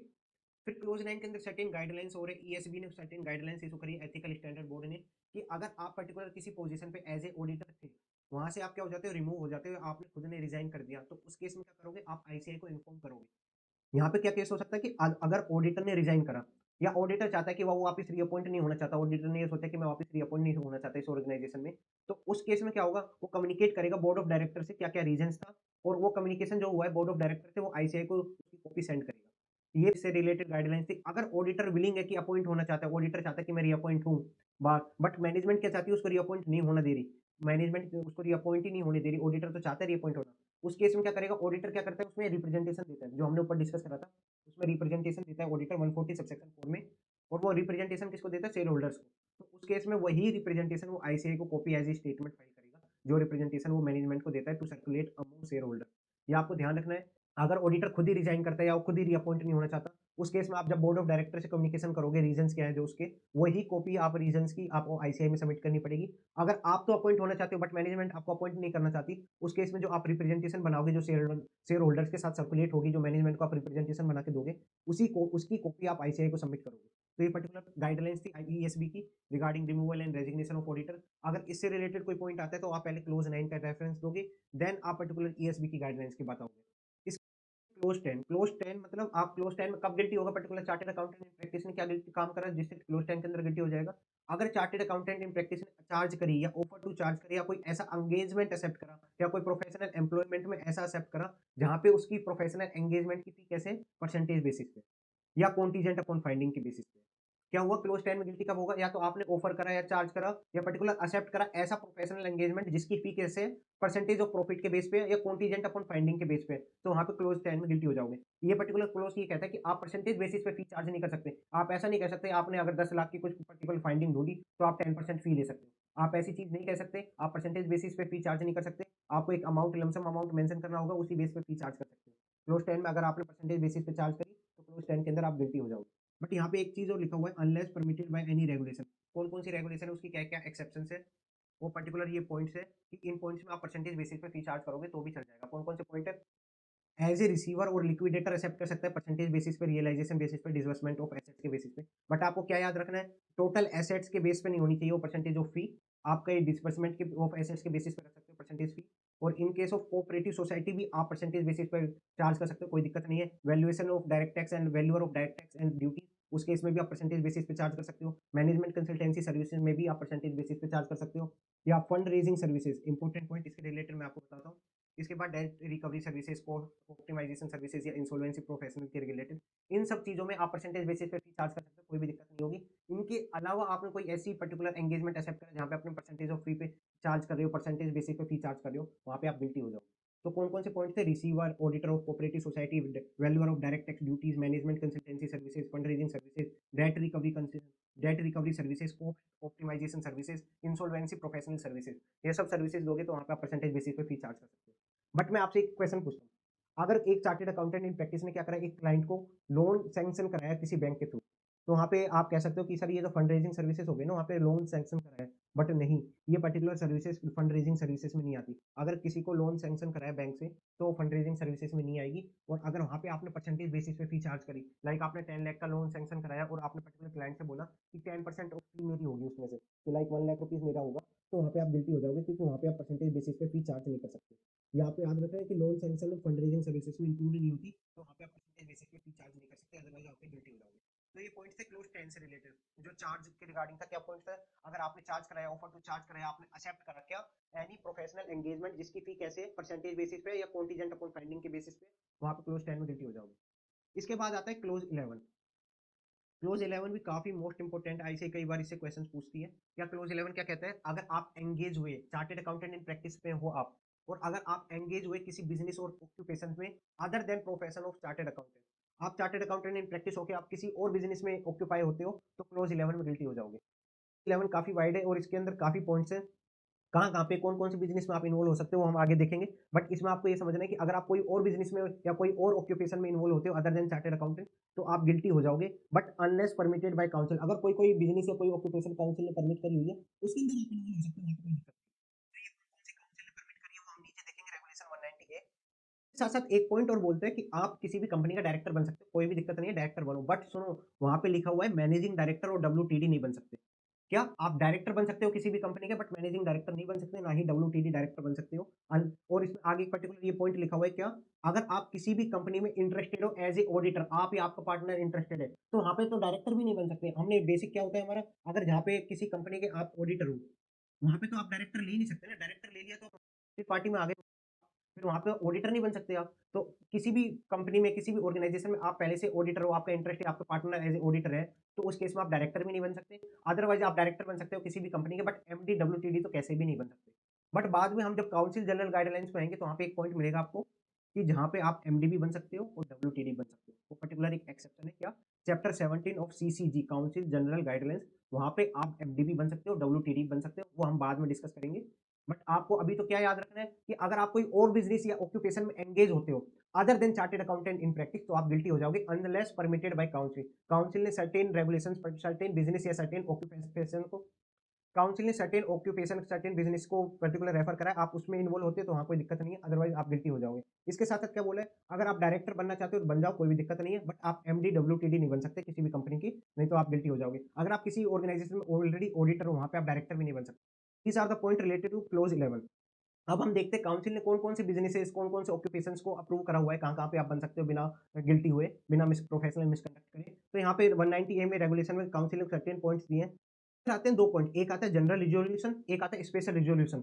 जनरल और स्पेशल में क्या डिफरेंस है? जनरल के अंदर काउंसिल की आपको परमिशन की रिक्वायरमेंट नहीं है। आप इन सारे बिज़नेसेस में इन्वॉल्व होते हो या इन सारे ऑक्यूपेशंस में इन्वॉल्व होते हो, वहाँ कोई भी दिक्कत नहीं है, वहाँ पे आप इन्वॉल्व हो सकते हो, कोई भी दिक्कत नहीं आएगी, ना ही आपको परमिशन की रिक्वायरमेंट है। बट जब आप स्पेशल के अंदर आते हो, स्पेशल रिज़ोल्यूशन में क्या होता है, आपको अगर उन पर्टिकुलर बिज़नेस में इन्वॉल्व होगे, तो आपको काउंसिल की परमिशन रिक्वायर्ड है। अगर बिना काउंसिल की परमिशन से आप वो पर्टिकुलर उन बिज़नेस में इन्वॉल्व हो गए, तो आपको क्लॉज़ 11 के अंदर गिल्टी हो जाओगे। तो हम पहले क्या देखते हैं, जनरल परमिशन कौन-कौन सी है, जहाँ पे बिना काउंसिल की परमिशन में आप इन्वॉल्व हो सकते हो। एक होता है employment under chartered accountant in practice. आप किसी भी चार्टर्ड अकाउंटेंट इन प्रैक्टिस के अंदर या उसकी फर्म के अंदर एम्प्लॉयमेंट में वर्क कर सकते हो, कोई दिक्कत नहीं है। फुल टाइम कर सकते हो, पार्ट टाइम कर सकते हो, कुछ भी दिक्कत नहीं आएगी। आप प्राइवेट ट्यूटरशिप दे सकते हो, वहाँ पे भी कोई दिक्कत नहीं है। आप पार्ट टाइम ट्यूटरशिप दे सकते हो, कहाँ पे? आईसीएआई की कोचिंग्स में, वो भी कोई दिक्कत नहीं है।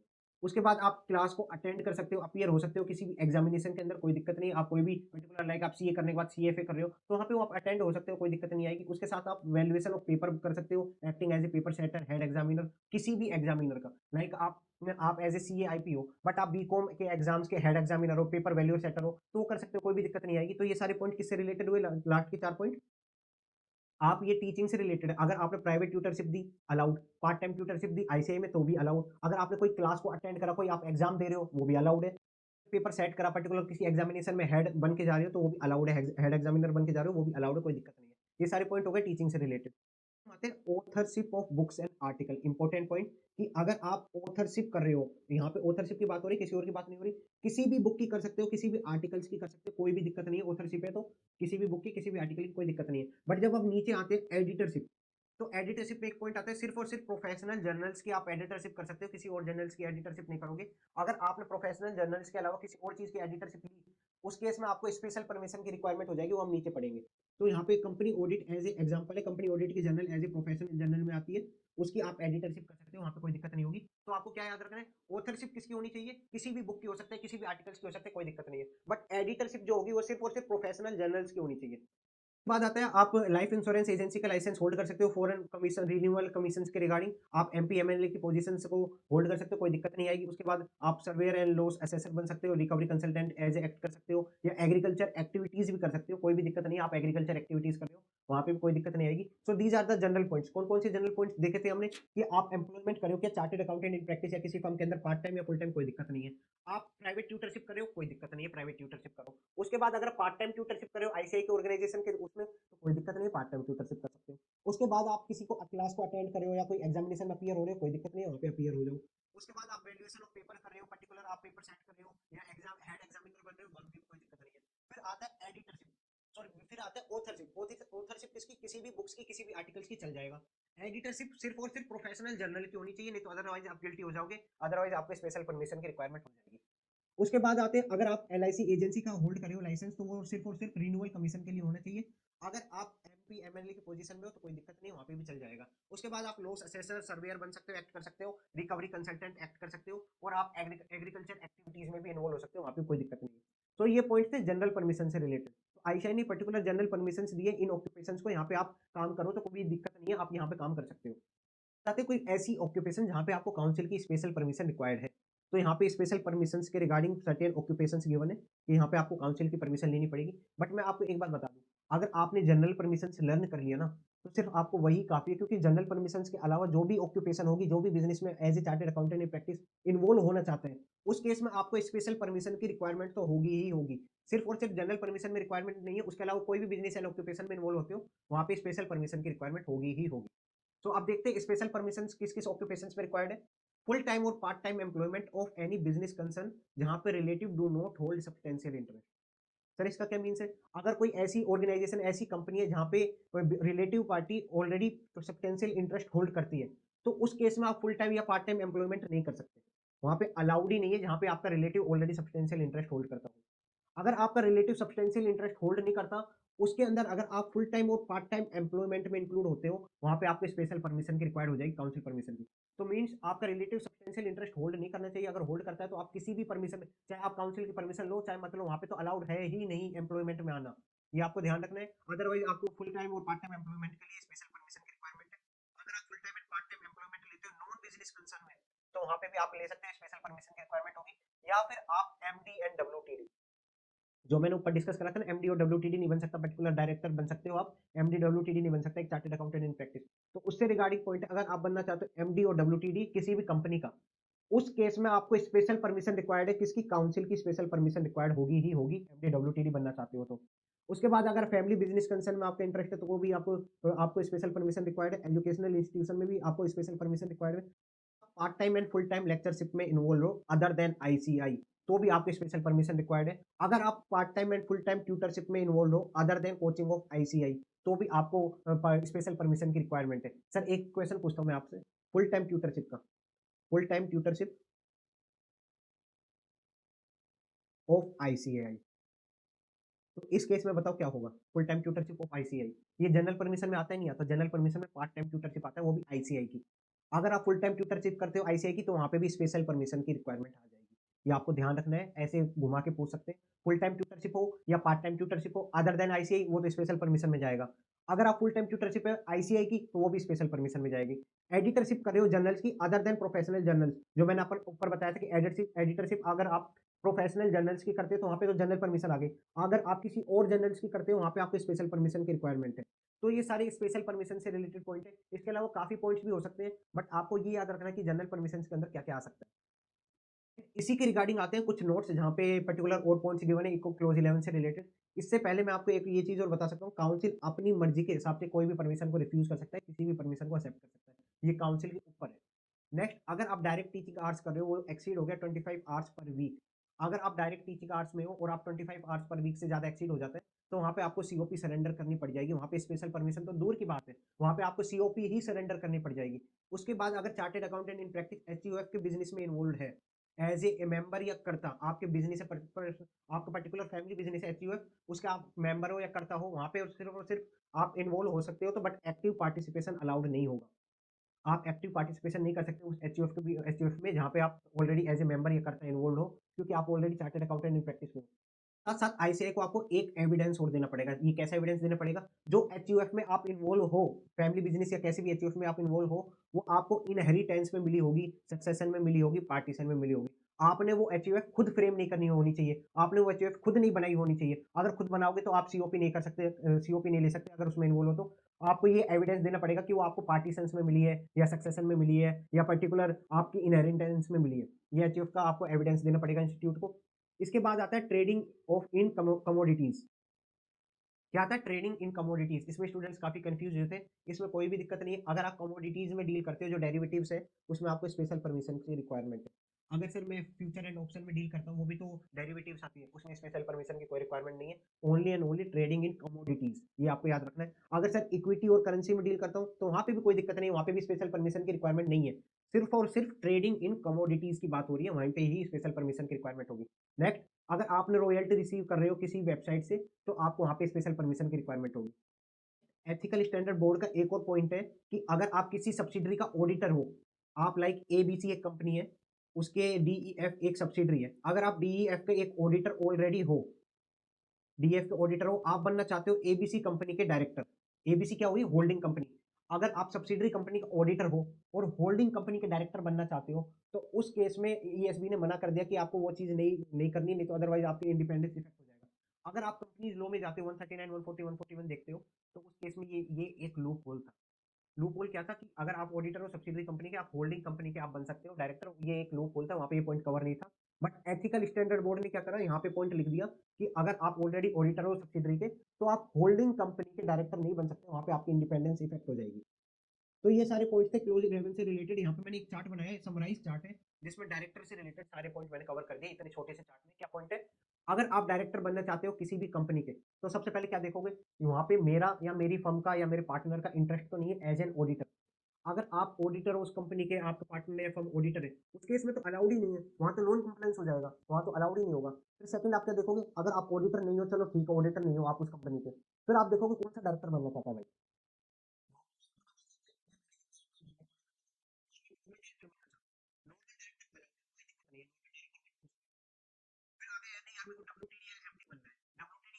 तो पहले ये देखोगे कि उसमें आपका सब्सटेंशियल इंटरेस्ट है या नहीं है, आपके रिलेटिव का आपका सब्सटेंशियल इंटरेस्ट है या नहीं है। अगर आपका या आपके रिलेटिव का सब्सटेंशियल इंटरेस्ट निकला उसके अंदर, और आप चार्टेड अकाउंटेंट इन प्रैक्टिस भी हो और आप डब्ल्यूटीडी भी बनना चाहते हो, उस केस में अलाउड ही नहीं करा आईसीएन। आईसीएन क्या बोला, डब्ल्यूटीडी और एमडी अलाउड ही नहीं है, जिसमें आपका या आपके पार्टनर का या आपके रिलेटिव का सब्सटेंशियल इंटरेस्ट है, उसमें तो अलाउड ही नहीं करा। आईसीएन ने बोला कि आप डब्ल्यूटीडी एमडी नहीं बन सकते। बट सर अगर मेरे रिलेटिव का मेरा कोई सब्सटेंशियल इंटरेस्ट नहीं है तो उस ऑर्गेनाइजेशन में, तो वहां पे आपको प्रायर परमिशन लेनी पड़ेगी। तो ये आप देख लो कितना टेक्निकल जा रहा है ये पर्टिकुलर। अगर आप किसी भी ऑर्गेनाइजेशन के डायरेक्टर बनना चाहते हो, डब्ल्यूटीडी और एमडी बनना चाहते हो, तो आप पहले देखोगे आपका ये रिलेटिव का इंटरेस्ट क्यों नहीं है। तो रिलेटिव का सब्सटेंशियल इंटरेस्ट क्यों देख रहे हैं, हमें तो डब्ल्यूटीडी एमडी बनना है, वहाँ पे क्या दिक्कत है रिलेटिव सब्सटेंशियल इंटरेस्ट में। मैंने ऊपर आपको क्या बताया था, फुल टाइम एम्प्लॉयमेंट से रिलेटेड एक बात बताई थी, फुल टाइम एम्प्लॉयमेंट या पार्ट टाइम एम्प्लॉयमेंट, जहाँ पे आपका relative does not hold substantial interest. Special permission का पॉइंट था, उसमें क्या पॉइंट था, अगर आप फुल टाइम एम्प्लॉयमेंट में आते हो या पार्ट टाइम एम्प्लॉयमेंट में आते हो as a chartered accountant in practice, जहाँ पे आपका रिलेटिव सब्सटेंशियल इंटरेस्ट होल्ड नहीं करता, वहाँ पे आपको स्पेशल परमिशन की रिक्वायरमेंट थी। अगर आपका रिलेटिव सब्सटेंशियल इंटरेस्ट होल्ड करता है तो वहाँ पे आप फुल टाइम एम्प्लॉयमेंट में आ ही नहीं सकते, वो मैंने आपको ऊपर बताया था। सेम अगर आप डब्ल्यूटीडी एमडी बनना चाहते हो, इट मींस क्या, वो एम्प्लॉयमेंट में आ रहे हो आप, तो वहाँ पे आपका रिलेटिव का इंटरेस्ट चेक करेंगे कि आपका सब्सटेंशियल इंटरेस्ट है, तो आप बन ही नहीं सकते डब्ल्यूटीडी एमडी। अगर आपको सब्सटेंशियल इंटरेस्ट नहीं है तो वहाँ पे आप स्पेशल परमिशन रिक्वायर्ड है। तो ये आपको पॉइंट देखना है। और इसके साथ साथ एक और पॉइंट आता है कि डब्ल्यूटीडी एमडी बनना चाहते हो तो चैप्टर 17 में एक काउंसिल जनरल गाइडलाइन है, उसमें एक पर्टिकुलर केस में अलाउ कराए, वो सर्टेन एग्जाम्पशन है कि पर्टिकुलर उस केस में आप डब्ल्यूटीडी एमडी बन सकते हो किसी ऑर्गेनाइजेशन की, कोई पर्टिकुलर ऑर्गेनाइजेशन की बन सकते हो वहाँ पे, वो हम डिस्कस करेंगे बाद में। ये पूरा पॉइंट था क्लोज 11 से रिलेटेड। देन हम आते हैं क्लोज 12 पे। देन हम आते हैं क्लोज 12 पे। क्लोज 12 क्या कहते हैं, अगर आप अलाउ करते हो किसी भी पर्सन को, क्या अलाउ करते हो, आपके बिहाफ पे साइन कर दे या आपके फर्म के बिहाफ पे साइन कर दे किसी balance sheet, profit and loss या किसी भी रिपोर्ट, फाइनेंशियल स्टेटमेंट, सर्टिफिकेट, किसी भी चीज पे आपके बिहाफ पे, आपके फर्म के बिहाफ पे कोई पर्सन ऐसा साइन करता है, तो आप क्लोज 12 में गिल्टी हो जाओगे। इट मीन्स क्या हुआ, अगर आपने बोला कि यार आर्टिकल 2 है ना, मेरे बिहाफ पे साइन कर दे सर्टिफिकेट पे, गिल्टी हो जाओगे वहां पे। आप किसी को भी अलाउ नहीं कर सकते आपके बिहाफ पे साइन करना किसी भी फाइनेंशियल स्टेटमेंट पे, रिपोर्ट्स पे, सर्टिफिकेट्स पे। ये आपको ध्यान रखना है। बट सर कोई तो साइन कर सकता होगा मेरे बिहाफ पे, हाँ कोई ना कोई कर सकता है। कौन कर सकता है, वो चार्टेड अकाउंटेंट इन प्रैक्टिस होना जरूरी है, वो चार्टेड अकाउंटेंट इन प्रैक्टिस होना जरूरी है, साथ साथ वो आपका पार्टनर होना चाहिए। मतलब कौन आपके बिहाफ पे साइन कर सकता है, एक चार्टेड अकाउंटेंट इन प्रैक्टिस, उसके साथ वो पार्टनर भी होना चाहिए। Sir chartered accountant in practice है और मेरा पार्टनर नहीं है, वो साइन कर सकता है, नहीं कर सकता। वो उसमें दोनों चीजें होनी चाहिए, चार्टर्ड अकाउंटेंट इन प्रैक्टिस भी होना चाहिए, वो आपका पार्टनर भी होना चाहिए, तो ही आपके बिहाफ पे या फर्म के बिहाफ पे वो साइन कर सकते हैं। अदरवाइज आप गिल्टी हो जाओगे क्लोज 12 के अंदर। इसके अंदर सर्टेन एक्सेप्शंस गिवन है, कौन कौन से डॉक्यूमेंट्स, कौन कौन से पर्टिकुलर थिंग्स पे आप पावर को आप डेलीगेट कर सकते हो, कौन कौन सी चीजों में आप पावर डेलीगेट कर सकते हो, वहां पे आपको साइन करने की रिक्वायरमेंट नहीं है। तो ये सर्टेन पॉइंट्स है जहाँ पे आप कोई और काम करेगा वो भी चल जाएगा। वो कौन कौन से पॉइंट है, जो वो वही पॉइंट है जो आपने आर्टिकल 6 में काम करा है। क्या क्या काम करा है, ऑडिट क्वेरीज को रेज करना, लेटर ड्राफ्ट ऑब्जर्वेशंस को फॉरवर्ड करना, इशू ऑफ मेमोरेंडम, या आपने स्टैंपिंग करी है, वाउचिंग करी, तो उन चीजों में पर्टिकुलर आपको कोई जरूरी नहीं है आपके अलावा कोई और भी पर्सन साइन करेगा, कोई और डेलीगेट करोगे इस पावर को, तो वो भी चल जाएगा। ये आपको पॉइंट रीड करना है। इसके अंदर एक पॉइंट आपको ये याद रखना है, attending of routine matter in tax practice. अगर आप कोई रूटीन मैटर को अटेंड कर रहे हो टैक्स प्रैक्टिस से रिलेटेड, वहां पे भी आप कोई और पर्सन को भेजोगे, कोई और पर्सन साइन करेगा, वहां पे भी चल जाएगा, कोई दिक्कत नहीं आएगी। इससे रिलेटेड एक मोस्ट इंपॉर्टेंट पॉइंट कि अगर आपने क्या करा, आर्टिकल को बोला यार तू सर्टिफिकेट पे साइन कर देना, बट क्या वो आर्टिकल अब तक साइन नहीं करा, उस अथॉरिटी को यूज नहीं करा, तो क्या आप गिल्टी फिर भी हो सकते हो? यस। यहाँ पे एक पॉइंट है, अगर आपकी आपने किसी को ऑथराइज करा कि आपके बिहाफ पे वो साइन कर दे, बट वो अथॉरिटी यूज नहीं हुई, फिर भी आप गिल्टी हो जाओगे। आपने बोला कैसे, आप अप्रूव भी, आप पर्टिकुलर किसी को अलाउ भी नहीं कर सकते, चाहे वो मिसकंडक्ट हुआ हो या ना हुआ हो, आपने अलाउ भी कर दिया तो भी आप गिल्टी हो जाओगे। ये पॉइंट है, आपको देखना है। मैंने एक चार्ट और इंट्रोड्यूस करा है जो क्लोज 1 और क्लोज 12 के बीच का डिफरेंस बताता है। क्लोज 1 क्या कहते हैं, अगर आपने अलाउ करा किसी भी पर्सन को, आप अपने नाम पे प्रैक्टिस करने के लिए अलाउ करा, तो आप क्लोज 1 में गिल्टी हो जाओगे। क्लोज 12 क्या बोलता है, अगर आपने अलाउ करा किसी भी पर्सन को साइन करने के लिए अपने बिहाफ पे, तो क्लोज 12 में गिल्टी हो जाओगे। दोनों थोड़े थोड़े सिमिलर है, बट इसमें सबसे मेजर डिफरेंस क्या है, क्लोज 1 में कब कब अलाउ होता है कि आपके नाम पे प्रैक्टिस कर सकता है, वो जब चार्टेड अकाउंटेंट इन प्रैक्टिस होगा, साथ साथ पार्टनर होगा या एम्प्लॉय होगा। चार्टेड अकाउंटेंट इन प्रैक्टिस के साथ पार्टनर भी चल सकता है या आपका एम्प्लॉय भी चल सकता है। जब भी आपको प्रैक्टिस करनी है, आपके नेम पे कोई और को प्रैक्टिस करनी है, तो सामने वाला बंदा चार्टेड अकाउंटेंट इन प्रैक्टिस होगा, उसके साथ साथ आपका पार्टनर होगा या एम्प्लॉय होगा, उन दोनों में से कोई सा भी चल जाएगा। बट जब हम क्लोज 12 में आते हैं तो चार्टेड अकाउंटेंट इन प्रैक्टिस के साथ साथ ओनली एंड ओनली पार्टनर होना चाहिए, कोई और पर्सन नहीं होना चाहिए। अगर चार्टेड अकाउंटेंट इन प्रैक्टिस के साथ साथ आपका एम्प्लॉय आपकी डॉक्यूमेंट्स पे साइन करता है, तो वहां पे गिल्टी हो जाएगा। Only and only chartered accountant in practice, उसके साथ साथ पार्टनर होना चाहिए। पे हमारे क्लोज 12 तक पूरे कंप्लीट हो गए। हमने पार्ट 1 शेड्यूल 1 का क्लोज 12 सारे कंप्लीट कर लिए। हम एक बार फटाफट ओवरव्यू ले लेते हैं, कौन कौन से क्लोज हमने कंप्लीट करे, फटाफट रिवाइज कर लेते हैं। क्लोज 1 में गए। क्लोज 1 क्या बोलता है, अगर आपने अलाउ करा किसी भी पर्सन को प्रैक्टिस करने के लिए अपने बिहाफ पे, तो वहां पे गिल्टी हो जाओगे। सिर्फ और सिर्फ कौन प्रैक्टिस कर सकता है आपके बिहाफ पे, चार्टर्ड अकाउंटेंट इन प्रैक्टिस, साथ साथ वो आपका पार्टनर होना चाहिए, एम्प्लॉय होना चाहिए। देन हमारे क्लोज 2 पे, अगर आपने पे करा, एग्री टू पे करा, या आपने सिर्फ अलाउ करा, आपने सिर्फ एग्री करा पे करने के लिए। क्लोज टू क्या बोलता है, अगर आपने पे करा या आपने एग्री करा पे करने के लिए, क्या, share commission and brokerage of fee और प्रॉफिट ऑफ प्रोफेशनल बिजनेस, किस लिए? For purpose of rendering professional services in और आउटसाइड इंडिया, तो आप गिल्टी हो जाओगे। कौन-कौन पर्सन के साथ आप पे कर सकते हो शेयर कमीशन एंड ब्रोकरेज? वहाँ पे आता है आपका मेंबर ऑफ इंस्टीट्यूट, आपका पार्टनर, आपका रिटायर्ड पार्टनर, आपका legal representative of deceased partner या फिर कोई ऐसा मेंबर ऑफ प्रोफेशनल बॉडी जो अलाउड करा हुआ है काउंसिल ने। कौन सी प्रोफेशनल बॉडी? रेगुलेशन 53 ए। रेगुलेशन 53 ए के अंदर कौन-कौन से आते हैं? आपके सीएस आता है, सीएमए आता है। उसके अलावा कौन-कौन हो सकते हैं? उसके अलावा एडवोकेट हो सकता है, एलएलबी हो सकता है, एमबीए हो सकता है। फिर हम इंजीनियर वाले पॉइंट पे आ जाते हैं। इंजीनियर में कौन-कौन हो सकते हैं? आर्किटेक्ट हो सकता है या फिर एक्चुअरी हो सकता है या इंजीनियर्स हो सकते हैं। क्लोज 3 हमने क्लोज 2 में क्या करा? हमने पे करा। क्लोज 3 में क्या करेंगे? हम एक्सेप्ट करेंगे। एक्सेप्ट क्या करेंगे? Part of profit. अगर आपने पार्ट ऑफ प्रॉफिट एक्सेप्ट करा प्रोफेशनल वर्क का other than from the member of institute, अगर मेंबर ऑफ इंस्टीट्यूट के अलावा किसी भी पर्सन से आपने पार्ट ऑफ प्रॉफिट एक्सेप्ट करा, तो आप क्लोज 3 में गिल्टी हो जाओगे। आप प्रॉफिट शेयरिंग एंगेजमेंट में इन्वॉल्व हो सकते हो इंक्लूडिंग शेयर कमीशन ब्रोकरेज किसके साथ? Member of professional body. कौन सी प्रोफेशनल बॉडी? रेगुलेशन 53 ए वाली। ये हमारे 1 2 3 हो गए। देन हम आते हैं 4 पे। 4 क्या बोलते हैं? अगर आप एंटर हुए पार्टनरशिप में इन और आउटसाइड इंडिया किसी के भी साथ भी with any person guilty close 4 में। बट आप सर किस-किस के साथ पार्टनरशिप में आ सकते हो? चार्टर्ड अकाउंटेंट इन प्रैक्टिस होना चाहिए वो पर्सन, उसी के साथ आप मेंबर उसके साथ ही आप पार्टनरशिप में आ सकते हो। या कि वो या कोई पर्टिकुलर मेंबर है किसी प्रोफेशनल बॉडी का। कौन सी प्रोफेशनल बॉडी? रेगुलेशन 53 ए वाली, बट उसमें एक्सेप्ट एमबीए है। क्लोज 4 में एक्सेप्ट एमबीए उसके साथ आप पार्टनरशिप में आ सकते हो रेगुलेशन 53 एक्सेप्ट एमबीए के साथ। या फिर आप चार्टर्ड अकाउंटेंट इन प्रैक्टिस के साथ एमबीए आप या फिर आप चार्टर्ड अकाउंटेंट इन प्रैक्टिस के साथ आप पार्टनरशिप में आ सकते हो। फिर कोई ऐसी क्वालिफिकेशन जो सेंट्रल गवर्नमेंट ने अप्रूव करी हुई है या फिर काउंसिल ने कोई ऐसी पार्टनरशिप को अप्रूव करा हुआ है, उसके साथ आप एंटर कर सकते हो पार्टनरशिप में। देन हम आते हैं क्लोज 5। क्लोज 5 क्या बोलते हैं? क्लोज 5 कुछ भी रिलेवेंट नहीं है। क्लोज 5 हमारे सिर्फ और सिर्फ क्लोज 6 और क्लोज 7 ऑलरेडी कवर हो रहे हैं, तो क्लोज 5 को छोड़ते हैं। देन हम आते हैं क्लोज 6 पे। क्लोज 6 क्या बोलते हैं? अगर आपने सोलिसिट्स करा, सोलिसिट्स क्या करा? क्लाइंट को या प्रोफेशनल वर्क को कैसे? Directly, indirectly through circular, advertisement, professional circular advertisement, personal interview या किसी और मीन के थ्रू, देन आप क्लोज 6 में गिल्टी हो जाओगे। बट एक चार्टर्ड अकाउंटेंट इन प्रैक्टिस दूसरे चार्टर्ड अकाउंटेंट इन प्रैक्टिस से सिक्योर कर सकता है, रिक्वेस्ट कर सकता है वर्क, वहाँ पे गिल्टी नहीं होगे। आप रिस्पॉन्ड कर सकते हो पर्टिकुलर टेंडर्स को कब? जब एरिया एक्सक्लूसिव फॉर सीए है, तो वहाँ पे मिनिमम फी प्रिस्क्राइब होनी चाहिए। अगर एरिया एक्सक्लूसिव फॉर सीए नहीं है, देन वहाँ पे आप एक्सेप्ट कर सकते हो, कोई भी दिक्कत नहीं, वहाँ पे आप रिस्पॉन्ड कर सकते हो। फिर उसके बाद हमने सर्टेन पॉइंट्स देखे कहाँ-कहाँ पे एडवर्टाइजमेंट कर सकते हैं, कहाँ-कहाँ पे नहीं कर सकते। फर्म का नेम कहाँ-कहाँ पे आ रहा था, इशू ऑफ ग्रीटिंग कार्ड्स और इन्विटेशन, वहाँ पे सीए के साथ-साथ फर्म का नेम आ रहा था। उसके बाद हम आते हैं ग्रीटिंग कार्ड के बाद publication of books, articles and presentation, वहाँ पे भी सीए के साथ-साथ फर्म का नेम आ रहा था। टेलीविजन एंड क्रेडिट्स में भी आप फर्म का नेम और सीए का नाम आ सकता है, बट वो अलग से रिप्रेजेंट नहीं होने चाहिए, अलग से शो नहीं होना चाहिए। ये सारे पॉइंट हो गए। देन हम आते हैं क्लोज 7 में।